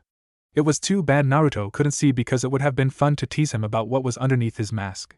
Having finished his tea, he looked over at his student. "Where are Sasuke and Sakura?" "Downstairs eating breakfast," Naruto told him. "When I finished mine, I came up here and brought some tea for you." "How thoughtful of you." Kakashi smiled. "If you say so." Naruto shrugged. The Jounin gave the blonde a serious look. "Engaging Zabuza like that was dangerous, Naruto." "Technically I didn't engage him, and besides it wasn't just me, Sasuke was there helping too. The plan was to go after the clone first, then try to dispel it. When that was done, we were to force Zabuza's hand in freeing you from the water prison." "It worked," Naruto told the Jounin casually. Kakashi blinked. "You thought of a strategy in such a tense situation?" "Strategy? Well, I guess you can say that, but it involved me keeping calm, and that wasn't exactly easy. Being blind means my senses are sharper than most, and I can easily sense negative emotions in droves, like anger, hatred, jealousy, and killing intent being the worst of them all. Zabuza's killing intent was up there, but being around the old man and having felt his at full force twice, I got used to feeling it. But still, Zabuza's was potent enough to force Sasuke into almost taking his own life, and making me just as uneasy," Naruto explained. Kakashi sat there and stared at his student as he explained himself. "Is he finally opening up to me? Anyway, I'm not arrogant enough to think I actually stand a chance against one of the 7 swordsmen of the mist. I'm surprised we even managed to trick him into freeing you from the water prison, but I doubt we'd be able to do it again," Naruto said. Kakashi didn't miss the "do it again" part of the sentence, and was about to ask when Sasuke and Sakura walked in. When they saw their sensei was awake, they were relieved, though Sasuke will try to deny it. "Kakashi-sensei, you're awake." Sakura was relieved to see he was okay and sat down near the futon. Sasuke sat on the other side. "I'm doing just fine, just needed some sleep is all." Kakashi smiled at his 2 students before his face became serious. "Now since you're all here, I feel you should know that Zabuza is still alive." "What?" Sakura yelled. Sasuke looked eager to go up against Zabuza again, and Naruto had his suspicions when he felt some chakra flow still going on in Zabuza. How do you know? Sakura questioned, hoping he was wrong. Kakashi looked over at Naruto. Did you sense he was still alive even though he wasn't breathing anymore? Naruto nodded. I still felt some signs of life in Zabuza even though you said he was no longer breathing. What was the weapon that hunter-nin used? Saban. Yeah, he's still alive. What are you two talking about? Sasuke questioned. My mentor told me that Saban needles put you in a death-like state if used in the right hands, especially if you get hit in the neck with them. Naruto explained what Yamato-sensei said when it came to working with different weapons. That's right, it didn't even occur to me at the time because I was low on chakra and exhausted. Another red flag is that hunter-nin disposed of the body by burning it, so there's nothing left. This one simply took Zabuza's body along with him as he disappeared. Kakashi stated. The three genin took the time to process what they were told. How long do you think it'll take for Zabuza to come back for a rematch? I'd say about a week, which means you three need to train and guard Tazuna during the week we have to prepare. Kakashi told them seriously. Naruto didn't mind the training because he was thinking about doing some training himself while he was here. His sword skills could still need some work. Zabuza opened his eyes slowly and saw the face of his partner. Did you have to stick them in my neck, Haku? Haku merely chuckled. My apologies, Zabuza-sama. But I believe it was the smartest move to make in your current situation. He closed his eyes. You saw right? Yes, the blonde one's Kekei Genkai took me by surprise. I was told that no one in the village showed any signs of having it since the death of their shodaime, so I was surprised. Haku expressed. Yeah. But that's not all I discovered about the brat. He's completely blind. He told the boy. Haku's eyes widened. Blind? But he didn't act as though he was. No shit. Back when I was still with the Seven Swordsmen, there was a blind samurai from the Land of Iron that gave us a run for our money. There were Miss Ninja with us at the time, but that didn't matter to the guy. Killed every last one of them in one single sword strike. First time in my life I've been scared of someone. A blind samurai is dangerous, but a blind ninja is a beast. I see, so he's our biggest threat then? Haku asked. Yeah, but I still like the kid, Zabuza admitted. Haku couldn't help but smile. The door opened and in came Gato along with two thugs. Well, look at this. So this is what the famous demon of the mist had been reduced to. He walked over to the bed about to touch him, when Haku grabbed his wrist, squeezing it tightly. Haku glared at the man. Keep your filthy hands off of him. Letting the man's wrist go, Gato rubbed his sore wrist. Just get the job done or else. He walked out along with his two guards. Zabuza opened his eyes. I'll be getting rid of that fat pig soon. I'll be sure to help assist when that time comes, Haku said. Kakashi had them outside where they were surrounded by trees. For some reason Naruto felt at peace here as soon as they came to Nami no Kuni. He couldn't explain it, but the feeling was not unwelcomed. Okay, for training today I'm going to teach how to tree climb. Kakashi smiled. Naruto's lips twitched in amusement because he already knew it, but Sasuke and Sakura were confused. Kakashi-sensei, we already know how to climb trees. Sakura was confused. Kakashi gave her an amused look. I didn't mean with your hands. He demonstrated by going over to a tree and walking up on it with just his feet and hung upside down. I meant like this. Sasuke and Sakura couldn't believe it. They never learned that in the academy. Kakashi jumped down. Alright, your turn to try. The three of them got to work and started walking up the tree. Sakura and Naruto had no problems, what with the blonde having done it before with Yamato, but Sasuke had a hard time and fell due to poor chakra control. Well, it seems Naruto and Sakura have it down. Keep trying, Sasuke, Kakashi said. You can do it, Sasuke-kun. Sakura cheered, hoping he didn't hate her for being able to do it. Naruto simply jumped down and walked away, much to the confusion of his team. Going somewhere, Naruto? Don't worry about it, Naruto said, still walking away. Kakashi rubbed the back of his head. Try as he might, he just couldn't figure out what goes on inside his head. How does Tenzo do it? Naruto had no reason to stay because he already knew how to do the tree climbing exercise anyway, so he simply went back to Tazuna's place, but he felt the man coming to him instead, making him stop. Tazuna-san? There you are. Tazuna stopped running to catch his breath. There's a place I want to take you to. A place? The blonde tilted his head in confusion. That's right, Tazuna said. Earlier. So his last name really is Uzumaki? Tsunami asked just to be sure. No doubt about it, his sensei confirmed it when I asked him. He could be one of them, Tazuna told her, but his hair color's different. That doesn't matter. We finally have one of them here. If this works, then 'tis proves their clan still lives through him, Tazuna said with determination. Tsunami thought about it, then nodded her head. Okay, take him straight to the temple, understand? Got it. Tazuna nodded. Now, Tazuna was leading Naruto towards the temple, but the blonde was unaware of this, and just simply followed the man without question. Naruto was curious as to where they were going though, and why he only wanted just him and not his whole team, but it must be something important if he only wanted him to come. Tazuna led the blonde towards the temple that was left by them all those years ago. Believe it or not, but Nami no Kuni and Yuzu no Kuni were trading partners until their village was destroyed. He saw the looks of the people and gave them a nod towards the blonde, making them stop what they were doing and look at the blonde with slight hope in their eyes. He was hopeful himself, hoping that he wasn't wrong. They stopped at a temple that had a moon and sun symbol on it. Naruto was feeling a pull as soon as they stopped and couldn't figure out why. Tazuna-san, where are we? We're at a temple that was created here a long time ago, but it was said that only the one to inherit all of Ninshu in a past life will be able to enter and bring peace to the world. Tazuna explained. Naruto didn't understand what that meant at all but found his body moving all on its own towards the temple. As soon as he walked through the pillars he disappeared before Tazuna, making the man's eyes widen. It worked. He's the one. Naruto felt something was different. Tazuna-san? Tazuna-san? He didn't hear from the old man and started to get on the defensive when a voice stopped him. Stay calm and walk ahead of you. The voice instructed, sounding like a male. Naruto froze when he inched for his sword. Who? Calm down, kid. Walk forward like the voice told you to. He heard Kurama's voice told him calmly. Naruto was still a little skeptical but listened to Kurama and walked forward like he was told. Keep going straight ahead. I'll tell you when to stop. Naruto frowned. What's going on? And why does this voice sound familiar, as though I've heard it before? Stop. Naruto stopped walking and listened to what I was going to tell him next. There are stairs before you, so walk carefully. The blonde walked slowly, feeling the urge to count the steps but didn't because of his current situation. He felt that he on top of the stairs and listened to what he should do next. Walk forward and touch the statue before you. Naruto walked forward, moving his hand around to feel a statue that's supposed to be in front of him. As soon as he touched something that felt like stone, he felt pain shoot through his head, causing him to cry out in pain. He felt images that didn't belong to him but someone else. A man with 2 horns on his head standing before 2 children. One with short, spiky brown hair. Another with long brown hair. The god tree. Being named the inheritor of Ninshu, seeing the jealous rage of the person sitting next to him. The death of the man that named him the inheritor of Ninshu. A battle between the 2 males that nearly ended in death. A feud that's lasted through centuries. Azura and Indra Otsutsuki. Having received too much information, he passed out unaware of his body glowing white. Figures wearing black hoods felt a warm and strong power radiating from somewhere, and knew what it meant. Do you feel that? Yes, the prophecy has been made true. The Uzumaki we've spent years waiting for has awakened. Then, the leader nodded seriously. Yes, we must find that Uzumaki. Mindscape. Naruto felt comfortable. He wasn't sure why though, but it felt like he was laying on something nice and warm and snuggled into it, but froze when he heard it chuckle. Getting up quickly, had scampered away from whatever he was laying on. Who are you? He heard the person chuckle again. There's no need to be afraid, Naruto. You saw my memories, so you know who I am. The blonde blinked, then relaxed but was still slightly confused. Azura Otsutsuki? Azura smiled. Yep. Nice to meet you. Likewise. He stuttered. Azura chuckled. There's no need to be nervous around me. We are one and the same after all. Naruto was confused until he remembered something. A feud that's lasted through centuries, so you're saying that I'm you and you're me? Azura nodded. That's right. The last reincarnation of me came in the form your first Hokage, Hashirama Senju. What? I didn't know that.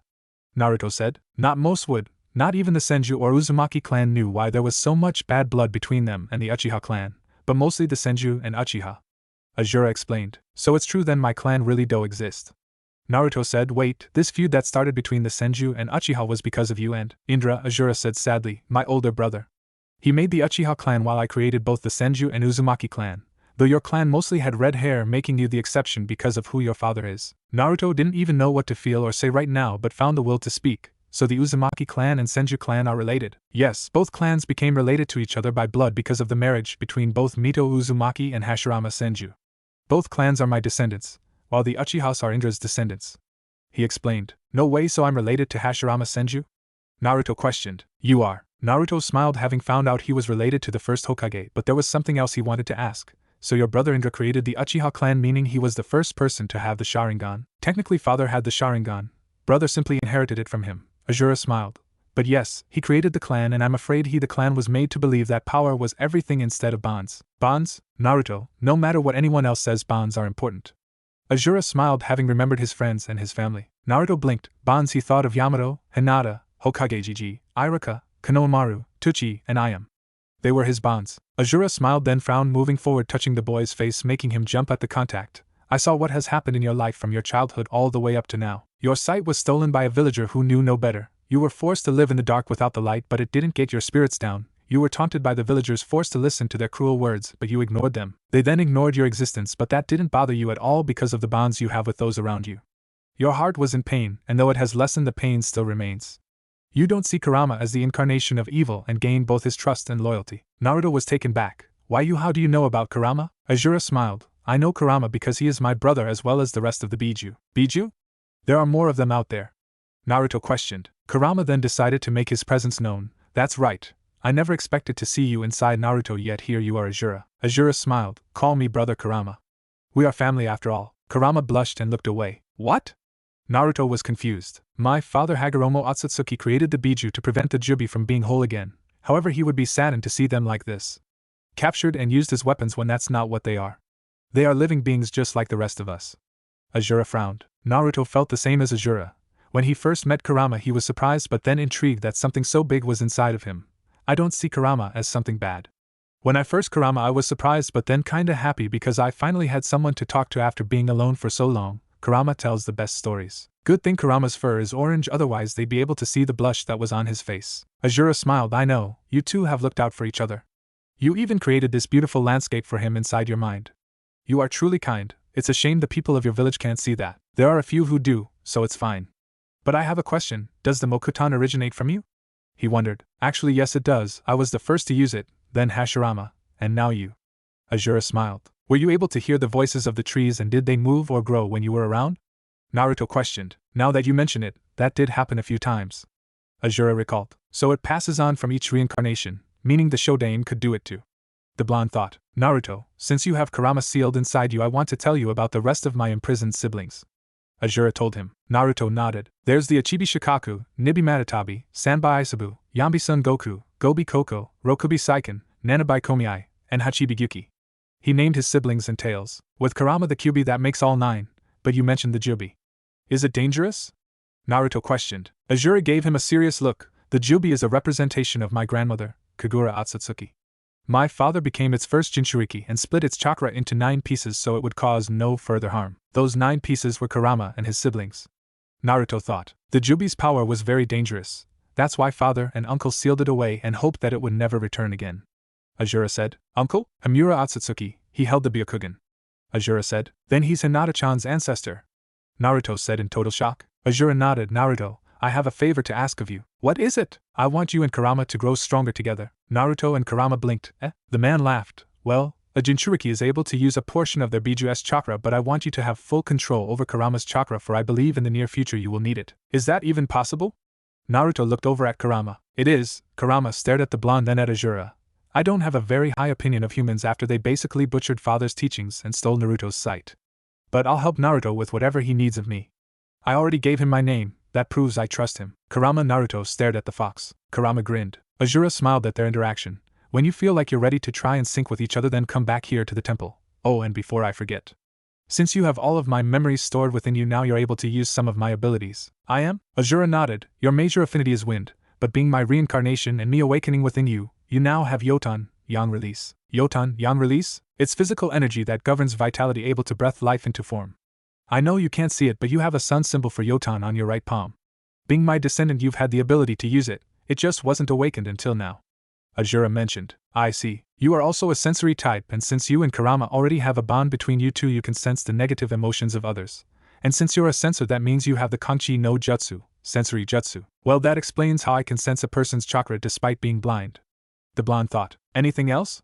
Naruto asked. I'll tell you when you come here and train to use Kurama's chakra. Azura smiled. Naruto and Kurama's sweat dropped. You're too carefree. I should send you back and you should wake up now. Azura rubbed the boy's head. I'll see you soon, Naruto. There was a bright light that blinded everything. Naruto woke up and felt like he had a headache, but the pain left just as quickly. Feeling around for his cane, he found it was right next to him, and grabbed it. Standing up slowly, he wondered which way to go to leave. I'll give you directions, Naruto. Azura smiled. You're still here? Naruto said in surprise. Of course. I know you can get around on your own just fine, but I still like to be helpful. Azura grinned. Naruto couldn't help but smile himself. Tell me where to go then. Naruto was finally out of the temple and sensed the crowd before him, making him raise a brow. Am I surrounded by people, or is that just my imagination? He felt a slap on the back. No imagination, kid. Looks like I was right. You're an Uzumaki of the Uzumaki clan. Tozuna grinned as the citizens smiled and cheered. So you know of the Uzumaki clan then? I didn't know that. Naruto was surprised. Yeah, back when they still had a village, we did some trading with Yuzu no Kuni, and a few of the members of the Uzumaki clan built us this temple along with a prophecy attached to it. Tozuna explained. Prophecy? The one who bears the will of the chosen inheritor of Ninshu will bring peace to the world. Tozuna recited. So it was basically designed for Azura's reincarnation, which just so happens to be me. Naruto thought. Looks that way. Azura said. I take it you didn't write this prophecy? No, I wonder who did. We'll think about that later. We should head back to the house. I'm getting hungry, agreed. Naruto and Tazuna walked back to the house with the man sporting a huge smile on his face, probably because he was right about Naruto being an Uzumaki. Opening the door to the house, Tazuna gave Tsunami a peace sign, making her smile grow, and she practically dragged Naruto towards the table, sitting him down and placing his food before him, still smiling. Kakashi, Sakura, and Sasuke were confused as to what happened. They came back to the house and Tsunami told them that her father needed to see Naruto for something important, and that she couldn't tell them. Waiting at the house for about an hour, the two finally walked in. Kakashi didn't know why, but it felt like the aura around Naruto had changed somewhat. He just couldn't put his finger on it. Where did you two go? Kakashi questioned. Naruto didn't say anything at first, then spoke. Nowhere important. Just walked around and talked, that's all. You're not going to tell him? Azura questioned. Me and Kakashi-sensei aren't that close. I see. Tsunami came into the kitchen and smiled. So how did your training go? Are you making any progress? Kakashi answered. Sakura has the tree climbing technique down, and Sasuke finally got it after a few tries. He looked over at Naruto. I'm surprised you got it that quickly, Naruto. That's because I already know how to do the tree climbing exercise. I've been able to do it since I was 5. Naruto told him. Sasuke clenched his teacup in anger. I see. Naruto got to eating, wanting to end this conversation because he could sense Sasuke's emotions and thought it'd be best not to speak anymore. He didn't even flinch or stop eating when he heard someone slam their hands on the table. Probably Inari. The blonde thought, still eating. Why do you all bother anyway? You're just gonna die. Gato's strong. There's no way you can beat him. Inari yelled. Sasuke's patience with this kid was wearing really thin, and Sakura was frowning at him. Just what was this kid's problem? Kakashi brought his book out, ignoring the kid, wanting to see how his students would handle the situation. Inari then turned his attention to Naruto, who was still eating, and glared. And you? Just looking at you makes me sick. Why do you even bother training when you can't even see? What can a blind person do anyway? You have no idea what we've suffered, so stop trying to be a hero already. Everyone tensed at what Naruto would do. But to their surprise, he simply stood up, grabbing his dishes, and walked over to the kitchen and washed his dishes before putting them away. He then came back and grabbed his cane before turning towards Tsunami. Thank you for the food. It was very good. He smiled. Why, you're welcome. Inari was about to tell him off again, but Naruto shut him up. You're weak. The blonde stated to the boy shutting him up. You're weak. But your grandfather and mother are strong because they've had enough of Gato's reign over this land and want it to end. That's why they're fighting back. They're tired of being afraid. But you're still stuck in your fear and let it control you. Inari couldn't say anything back. If you don't believe in heroes, that's fine. But don't try to sway other people's opinions just because you're scared. We're ninjas, meaning that we're not scared of some coward like Gato who hides behind strong people because he himself is weak, Naruto stated calmly. And by the way, just because I'm blind doesn't mean I'm incapable of doing basic things, like walking, cooking, sleeping, and eating.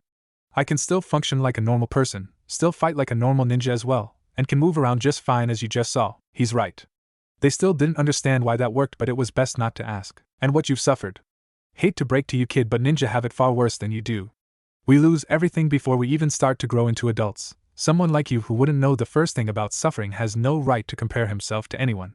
Everyone suffers tragedy in their life. It's not just you. Someone like you knows nothing about us at all, so don't act like you know everything because you don't. If you hate the outside world so much, then lock yourself in your room for all eternity, and never come out, and let the brave people who aren't afraid to appreciate what they have in life or stand up for themselves because they've had enough handle everything while you stay and remain a coward until the day you die. Naruto opened the door and walked out, deciding to sleep outside instead of inside the house. Inari had tears streaming down his eyes, but his grandfather Tazuna showed no sympathy towards the boy because he was tired of this behavior for a long time now. He's right, Inari. Your father wasn't afraid to stand up to Gato and called him out on it. And although it got him killed in the end, he still proved that there are people in the world that can stand up to people like Gato. I'm not scared of Gato, and won't let him have his way with this land anymore. Inari said nothing and simply ran upstairs, still crying. Tsunami looked over at her father. Do you think he'll take what you said to heart? Tazuna shrugged. Excuse me. Who are you two talking about? Sakura questioned. Inari's father. He was the first person to stand up to Gato, calling him out on all his bullshit. Gato didn't appreciate that and had him publicly executed and made us all watch, including Inari. Tazuna explained. Sakura was disgusted that Gato could do such a thing. Ever since then, Inari sees the world in black and white. But his father wouldn't want him to think that it's fine to just give up and let people walk all over you. I'm glad Naruto said what I've been trying to say for a while now. Tazuna looked at Kakashi. Now that I think about it, how did he lose his sight anyway? Was he born blind? Kakashi closed his eye. No, up until he was 5 years old he could see just fine. He lost his sight at 5 years old? Tsunami gasped. How did it happen? Tazuna asked curiously. Sasuke and Sakura were curious to know themselves. Kakashi opened his eye and looked away from them. It's best you don't know how. Not until he's ready to tell you himself. Everyone in the room didn't pester him about it anymore, knowing that it probably wasn't very pleasant to talk about. Haku wandered through the woods looking for some herbs, but instead he saw the blonde Zabuza talked about sleeping upright on a tree holding his cane in hand. But that's not all he saw. The blonde was surrounded by plants and 2 birds were perched on his each shoulder that Haku couldn't help but feel mesmerized. He walked over and simply stared at the sleeping blonde, fascinated about how he was able to sleep like this and feel completely at ease. "Can I help you with something?" Naruto spoke, making Haku flinch. "I'm sorry, I didn't mean to wake you." Haku apologized. "It's fine." Naruto yawned as he opened his eyes. "I woke up as soon as I sensed I was being watched. I just wanted to see what you'd do." Haku was staring at his eyes. Zabuza-sama was right. He really is blind.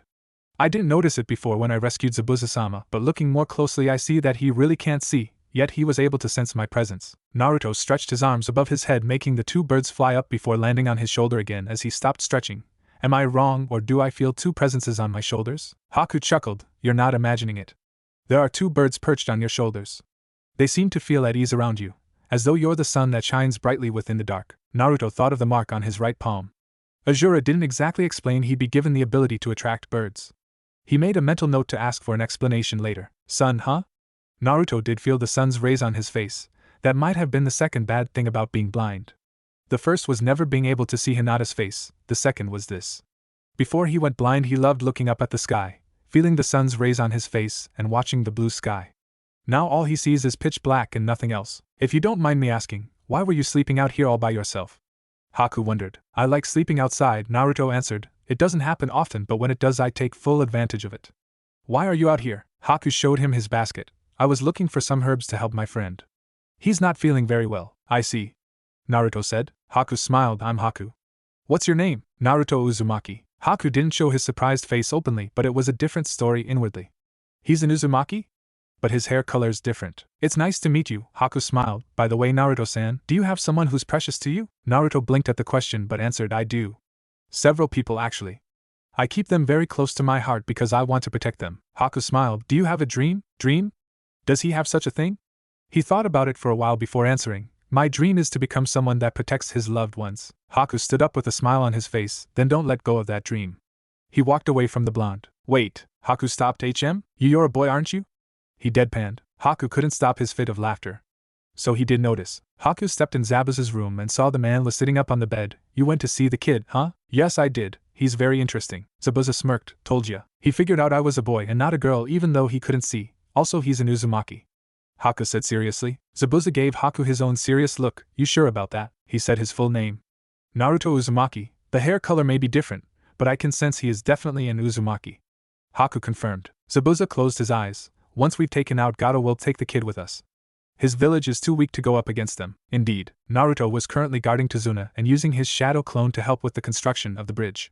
Ever since the whole temple fiasco and proving that he was indeed an Uzumaki, the whole town saw the blonde as a beacon of hope that they longed for. The workers worked their butts off to help and make sure the bridge was finished. Sasuke and Sakura also took turns in guarding Tazuna and his family. While doing that, their thoughts were focused on their blind teammate and how they truly knew nothing about him at all, or how he became blind in the first place.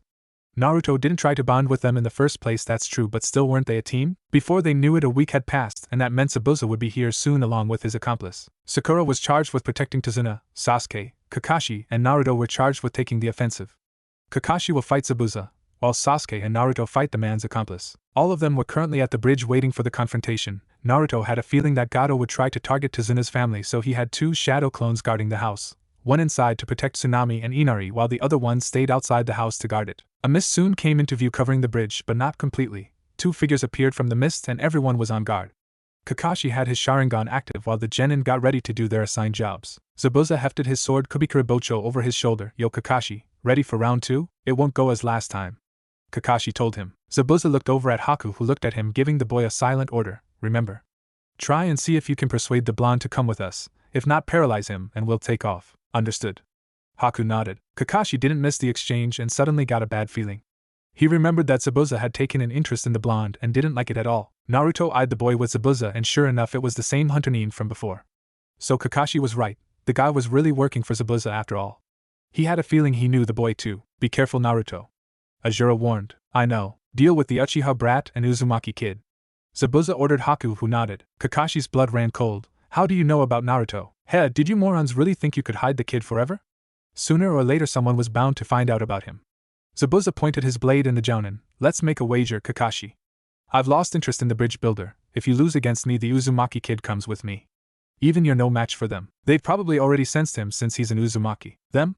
Kakashi questioned. Sasuke and Sakura wondered what was so special about the name Uzumaki, and why was Zabuza so interested in taking Naruto with him. Haku wasted no time in attacking, throwing Senbon needles at the two. Naruto felt them coming and yanked Sasuke away so he wouldn't get hit while making sure he didn't get hit himself. They landed a little further away from everyone else. Don't let your guard down with him. He's dangerous. The blonde warned, putting his sword down, getting ready to use his ninjutsu instead. Using kenjutsu would have no effect on a battle like this one. Let's see how this plays out. Take your own advice, Sasuke said. Haku appeared from the mist. You are an Uchiha. I see, so there was still one left in the world, and you are the last Uzumaki. Naruto narrowed his eyes. I didn't think anyone knew about us anymore, but I guess some do. Oh, what are you two talking about? Sasuke demanded. It doesn't concern you. I suggest you forfeit Uchiha, while I suggest you come with us peacefully, Uzumaki-san. Haku asked politely. Naruto got in position. Sorry, it sounds tempting, but Konoha has its perks. As if I'd forfeit. Come. Sasuke got into position. I see your choice is unfortunate. Haku made a hand sign. Hijitsu, Makio Hyosho, secret technique, demonic mirroring ice crystals. About 20 ice crystal mirrors appeared all around them and Haku disappeared into one. Naruto smelled ice everywhere all around them and decided to take a guess. I smell ice. Is this Hayatan, ice release? What? Sasuke looked at him. This is a Kekii Genkai used only by the Yuki clan. Naruto remembered hearing about them from Yamato when they talked about different Kekii Genkais and what clans held them. And the Yuki clan held ice release. So you're part of the Yuki clan, correct, Uzumaki-san? I am the last of my clan, just like you two. In my old village Kirigakure, the Mizuki ordered the bloodline purge of all bloodlines. No one was spared, man, woman, child. They were killed. I survived because my mother hid and settles down before giving birth to me. Once I awakened to my bloodline, my father found out and gathered a mob to kill me and my mother. However, my bloodline killed him and the mob that were trying to kill me, and I fled. That's when I met Zabuza-sama and vowed to stay by his side. Haku explained. I see. Naruto said sadly. Stop talking and fight. Sasuke said impatiently. Is he always like this? Azura frowned at the boy. Damn Uchiha. Kurama growled. Very well. A Senbon needle was launched from behind Sasuke, striking him in the leg, making him feel pain in his leg. Naruto, use my sensory jutsu. It should help you in battle. I know you have your enhanced senses, but this is a formidable opponent, Azura told him. Naruto closed his eyes and concentrated. Kanchi no jutsu, sensory jutsu. Closing his eyes, he concentrated where Haku might strike from next. After about 2 minutes, his eyes snapped open as he heard Haku call out his attack. Hijitsu, Sensatsu Susho, secret technique, 1,000 flying water needles of death. 1,000 long needles appeared from each crystal mirror, coming at Naruto and Sasuke quickly. Naruto acted quickly. Rat, dog, tiger, Mokuton, Mokujihiki, wood style, domed wall jutsu. A wood dome covered both Naruto and Sasuke, covering them as 1,000 needles attacked the wood dome instead of them. When the assault finally stopped, Haku saw that the needles were stuck in the dome, but it didn't break at all. Impressive. Haku complimented. Naruto breathed a sigh of relief. This defense is really useful. No kidding. Sasuke agreed. How did you know he was going to use a jutsu like that? I didn't. I just sensed he was going to use a really big one like the ice mirror technique. Naruto stated. He put the wood dome down and Sasuke took that time to attack. Rat, tiger, dog, ox, rabbit, tiger, katan, Hosenka no jutsu, fire style, phoenix flower jutsu. Sasuke sent his trademark fireball jutsu at the ice pillars in front of him, hoping that it would at least melt one of the ice pillars, but it didn't. What? So they're resistant to fire release techniques then, huh? Naruto observed. Haku sent more Senbon needles at them, prompting them both to dodge out of the way. The hunter-nin observed them. I see. You are now both able to read and sense my movements. Naruto looked over at Sasuke and saw it. The Uchiha had finally awakened his Sharingan. Looks like you have your Sharingan active now. Sasuke smirked. Finally his Sharingan was awakened. Now he can follow Haku's movements as well as copy any jutsu Naruto might use. Haku sent more Senbon needles at the two, both of them just barely getting out of the way. Sasuke was able to because of his Sharingan, and Naruto because he could sense the attacks coming. Sasuke was starting to get used to Haku's movements and made to use another fireball jutsu, snake ram monkey boar horse tiger, katan, gokaku no jutsu, fire style, fireball jutsu. Sasuke sent a giant fireball at the mirrors, hoping to end the fight then and there. The Uchiha watched as the flames dispersed, and to his surprise the ice still hadn't melted. What?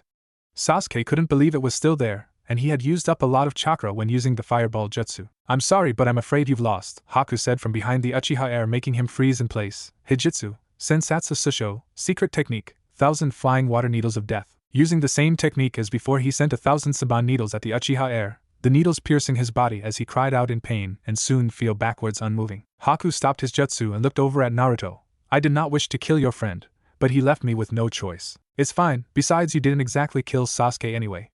You missed hitting anything vital on purpose, didn't you? Naruto said calmly. Haku's eyes widened from beneath the mask. Naruto wasted no time in attacking. Rat-rabbit-dog, futon, shinkajyoku, wind style, vacuum bullets. Taking a deep breath, he exhaled several small blasts of wind chakra at the ice mirrors before him. Haku escaped to different mirrors, but it proved to be futile as it hit wherever he was trying to avoid and got him in the arm. He managed to shatter 3 mirrors and injure me as I was moving through them. Is this the power of the Uzumaki clan? Haku thought, holding his arm. Naruto smirked inwardly. Yamato had brought a scroll to him saying that it had a list of wind techniques he had obtained from a long time when he left a certain organization not liking their methods. Before he made the decision to leave, he snuck into the office of the person he didn't agree with and stole their scroll of wind jutsu, taking it with him as he left. The person he stole the scroll from was none other than Danzo Shimura. Yamato told him that the man was dangerous and not to go near him at all. Warning received. If Yamato said the guy was dangerous to be around, then he'd listen to him. I need to end this now though, because I'm getting a bad feeling all of a sudden, Naruto thought, making hand signs. Tiger, ox, dog, rabbit, snake, futon, de-tappa, wind style, great breakthrough. Sending a stream of wind from his mouth, he watched as the rest of the ice mirrors shattered and Haku flew away from the blonde, his mask cracking and falling off his face. When he opened his eyes, he saw the blonde was giving him a concerned look, then smiled. You know, I had a feeling it was you I was fighting. Haku couldn't help but smile at the blonde. How did you know? I sensed your chakra signature, Naruto told him honestly. When we first met, I sensed you had strong chakra and knew that you were no pushover. And now here you again fighting me and my teammate. Haku smiled, closing his eyes. You're right, your friend is still alive. Yeah, I kinda figured. Naruto smiled back, helping Haku up. Can you go get my sword for me? We need to get to Zabuza and Kakashi-sensei quickly. I'm getting a bad feeling. Haku knew the boy couldn't see him nod, so he simply took the blonde hand much to his surprise and helped lead him to his sword. Haku, I lost. So it's only fair I help you as I do with Zabuza-sama. Haku smiled. The blonde sighed. Fine.